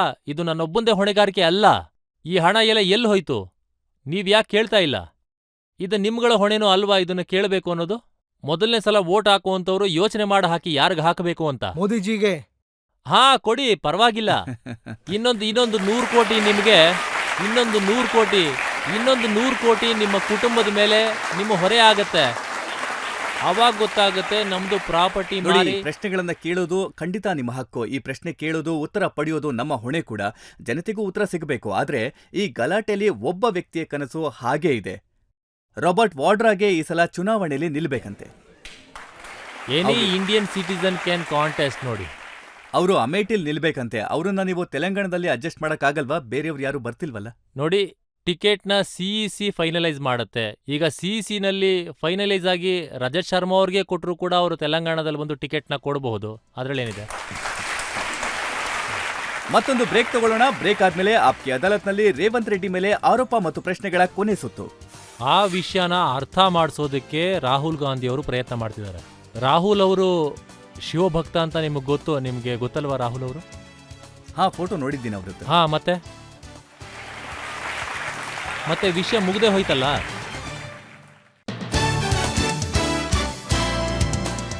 Welcome back. ಆಪ್ಕಿ ಅದಾಲತ್ನಲ್ಲಿ ಇಂದಿನ ನಮ್ಮ ಅತಿಥಿ ತೆಲಂಗಾಣದ ಚೀಫ್ ಮಿನಿಸ್ಟರ್ ರೇವಂತ್ ರೆಡ್ಡಿ. ಆಪ್ಕಿ ಅದಾಲತ್ನಲ್ಲಿ ಮುಂದಿನ ಆರೋಪ.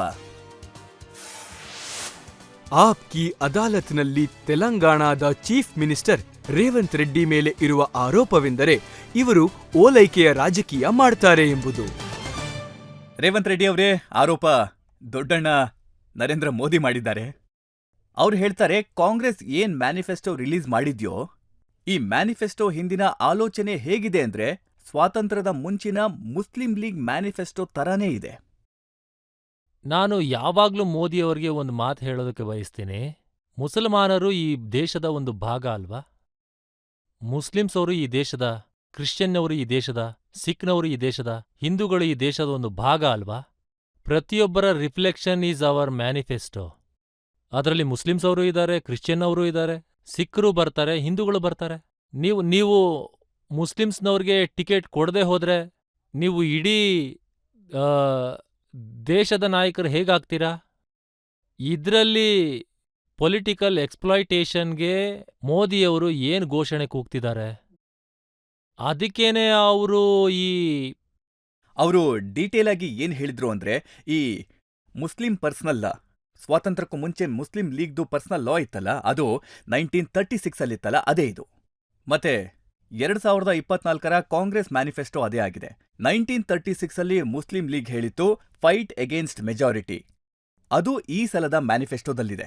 36 ಅಲ್ಲಿ ಮುಸ್ಲಿಂ ಲೀಗ್ ಹೇಳಿತ್ತು special scholarship and jobs for Muslims, ಅದು ಕಾಂಗ್ರೆಸ್ ಮ್ಯಾನಿಫೆಸ್ಟೋದಲ್ಲಿದೆ.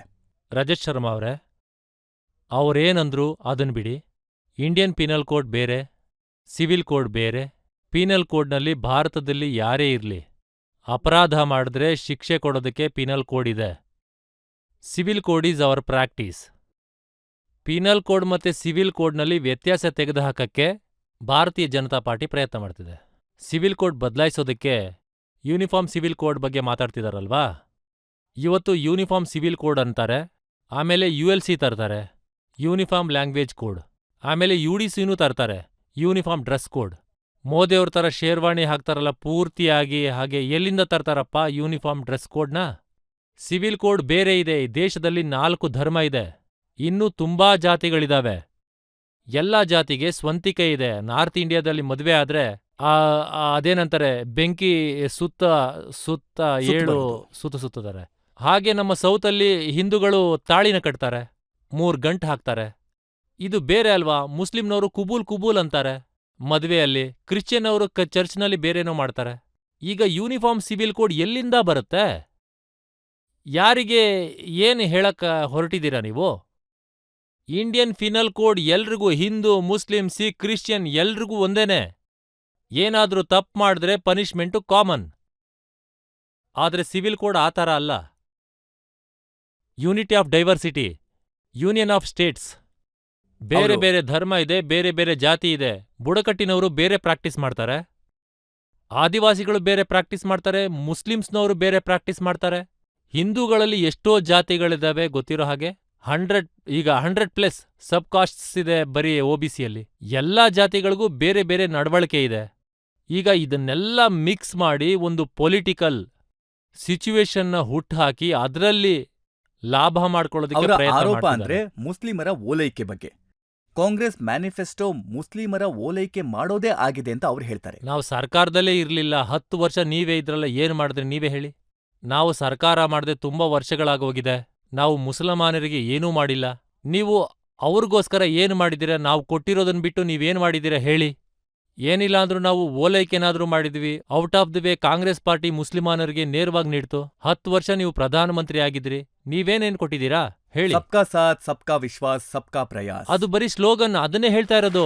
ಸಬ್ಕಾ ಸಾಥ್ ಸಬ್ಕಾ ವಿಕಾಸ್ ಬರೀ ಗುಜರಾತ್ನಲ್ಲಿ ವಿಕಾಸ ಆಗ್ತಿದೆ, UPನಲ್ಲಿ ವಿಕಾಸ ಆಗ್ತಿದೆ. ಕರ್ನಾಟಕ ತೆಲಂಗಾಣದಲ್ಲಿ ಯಾಕೆ ವಿಕಾಸ ಆಗ್ತಾ ಇಲ್ಲ? 42 MPs ಇದ್ದಾರಲ್ವಾ, ಒಂದು ಮುಖ್ಯಮಂತ್ರಿ ಕೊಟ್ವಿ, ನಮ್ಮ ವಿಕಾಸ ಎಲ್ಲಿ?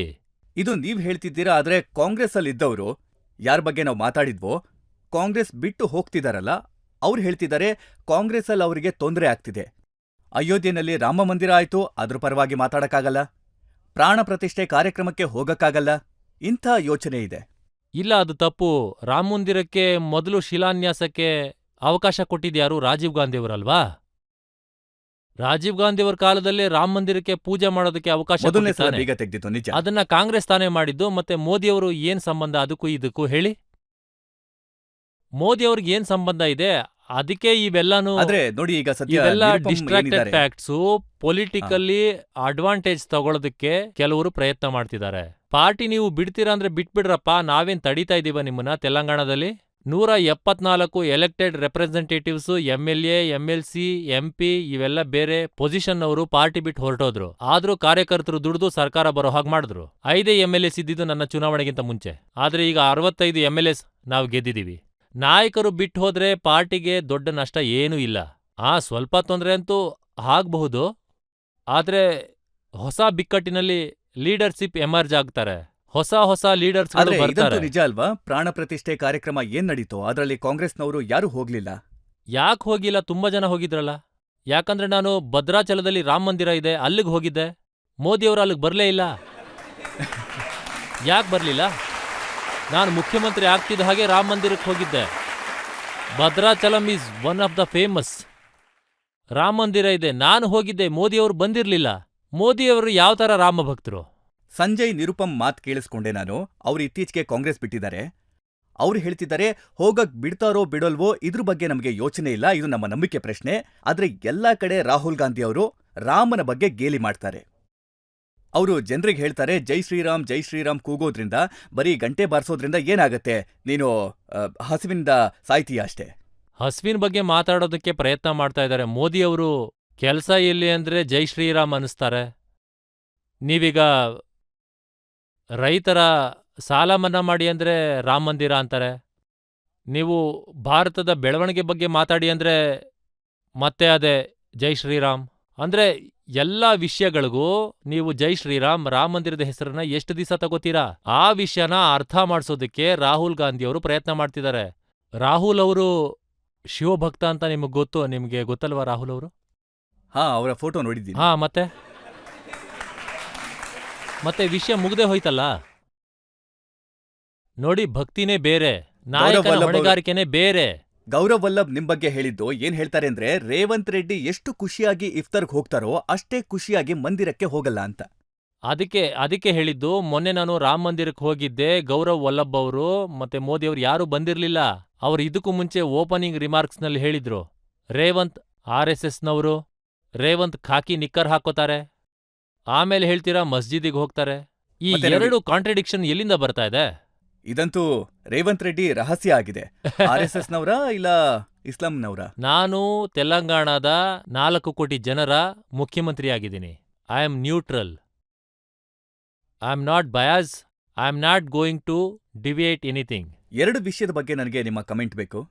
ದೇಶದ ಜನರ ಭಾವನೆ ಏನಿದೆ, ಯಾವ ತರ ಡಿಎಂಕೆ ಲೀಡರ್ಗಳು ಉದಯನಿಧಿ ಸ್ಟಾಲಿನ್ ಅವ್ರು ಹೇಳಿದ್ರು, ಅವ್ರು ಹೇಳ್ತಾರೆ ಸನಾತನ ಧರ್ಮ ಡೆಂಗ್ಯೂ ಮಲೇರಿಯಾ ತರ ಇದೆ, ನಾವೆಲ್ಲ ಸೇರಿ ಇದರ ಸರ್ವನಾಶ ಮಾಡ್ಬೇಕು. ಈಗ ಅದು ಡ್ರಾವಿಡಿಯನ್ ಮೂವ್ಮೆಂಟು, ಅವ್ರಿಗದೇ ಈಗ ಮೋದಿಯವರು ಇನ್ನೊಬ್ರ ಬಗ್ಗೆ ಹೇಳಿಕೆ ಹೇಳಿ ಪೊಲಿಟಿಕಲ್ ಅಡ್ವಾಂಟೇಜ್ ಹೇಗೆ ತಗೋತಾರೋ ಅದೇ ಥರನೇ ಇವರು ಕೂಡ ಉದಯನಿಧಿ ಮಾರನ್ ಅವರು ಕೂಡ ಬೇರೆಯವ್ರ ಬಗ್ಗೆ ಮಾತಾಡಿ ಪೊಲಿಟಿಕಲ್ ಅಡ್ವಾಂಟೇಜ್ ತಗೊಳ್ಳೋದಕ್ಕೆ ಪ್ರಯತ್ನ ಮಾಡ್ತಾ ಇದ್ದಾರೆ. ಈ ಎಕ್ಸ್ಟ್ರೀಮ್ ಸ್ಟೇಟ್ಮೆಂಟನ್ನ ಭಾರತೀಯ ಜನತಾ ಪಾರ್ಟಿ ಮಾಡಿದ್ರೂ ಸರಿನೇ, ಇಲ್ಲ ಡಿಎಂಕೆ ಅವ್ರು ಮಾಡಿದ್ರೂ ಸರಿನೇ, ಇಂಥ ಮಾತುಗಳಿಗೆ ಈ ದೇಶದಲ್ಲಿ ಜಾಗ ಇಲ್ಲ. ನಿಮ್ಮ ವಿಡಿಯೋಗಳನ್ನ ನೋಡ್ತೀನಿ, ನೀವು ವೋಟ್ ಹಾಕಕ್ ಹೋದಾಗ ನೀವು ಗೋಮಾತೆಗೆ ಪೂಜೆ ಮಾಡಿದ್ರಿ, ಹಾ ಮಾಡ್ದೆ, ನೀವು ಆಫೀಸಿಗೆ ಹೋದ ದಿವಸ ಅವತ್ತು ದೇವ್ರಿಗೆ ಪೂಜೆ ಮಾಡಿದ್ರಿ, ಹೌದು. ನಿಮ್ಗಂತೂ ಪ್ರಾಬ್ಲಮ್ ಇಲ್ಲ. ಆದ್ರೆ ಉದಯನಿಧಿಗೆ ಮತ್ತೆ ಎ ರಾಜಾಗೆ ಏನ್ ಪ್ರಾಬ್ಲಮ್ ಇದೆ? ಎ ರಾಜಾ ಹೇಳ್ತಾರೆ ನಾವು ರಾಮನ ವೈರಿಗಳು, ನಾವು ಹಿಂದೂಗಳ ವೈರಿಗಳು. ನಾನು ಅದನ್ನೇ ಹೇಳ್ತಾ ಇರೋದು, ನಾನು ಸ್ಪಷ್ಟವಾಗಿ ಹೇಳ್ತಾ ಇದ್ದೀನಿ ರಜತ್ ಶರ್ಮಾ ಅವರೇ, by practice I M Hindu. ನಾನು ಗರ್ವದಿಂದ ಹೇಳ್ತೀನಿ ನಾನು ಹಿಂದೂ ಅಂತ. ಇದರ ಅರ್ಥ ನಾನು ಮುಸಲ್ಮಾನರ ವಿರುದ್ಧ, ಕ್ರಿಶ್ಚಿಯನ್ನರ ವಿರುದ್ಧ, ನಾನು ಸಿಖ್ಖರ ವಿರುದ್ಧ ಇದ್ದೀನಿ ಅಂತ ನಾನು ಯಾವತ್ತೂ ಹೇಳೇ ಇಲ್ಲ. ನನಗೆ ಧರ್ಮ ಇದೆ, ನನ್ನ ಕುಟುಂಬದವರು, ನನ್ನ ಮುತ್ತಜ್ಜನವರು ನನಗೆ ಏನು ಕಲಿಸಿದಾರೋ ನಾನು ಅದನ್ನೇ ಪ್ರಾಕ್ಟೀಸ್ ಮಾಡ್ತಿದ್ದೀನಿ. ಇದರಲ್ಲಿ ಏನು ತಪ್ಪಿದೆ? ಅದು ಪರ್ಸ್ನಲ್ ಪ್ರಾಕ್ಟೀಸು, ಅದು ಕುಟುಂಬದ ಪ್ರಾಕ್ಟೀಸು.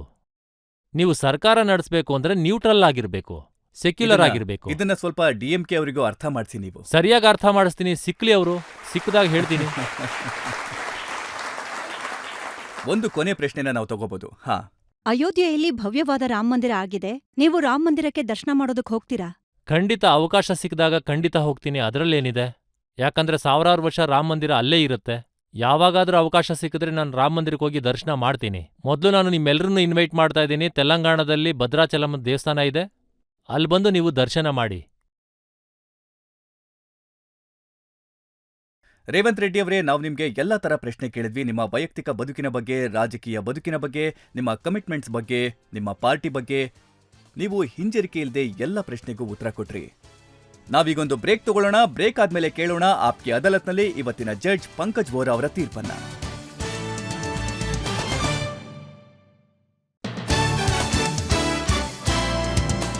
Welcome back. ಇವತ್ತು ನಾವು ಮೊಕದ್ದಮೆ ನಡೆಸಿದ್ದು ತೆಲಂಗಾಣದ ಮುಖ್ಯಮಂತ್ರಿ ರೇವಂತ್ ರೆಡ್ಡಿ ಅವರ ಮೇಲೆ.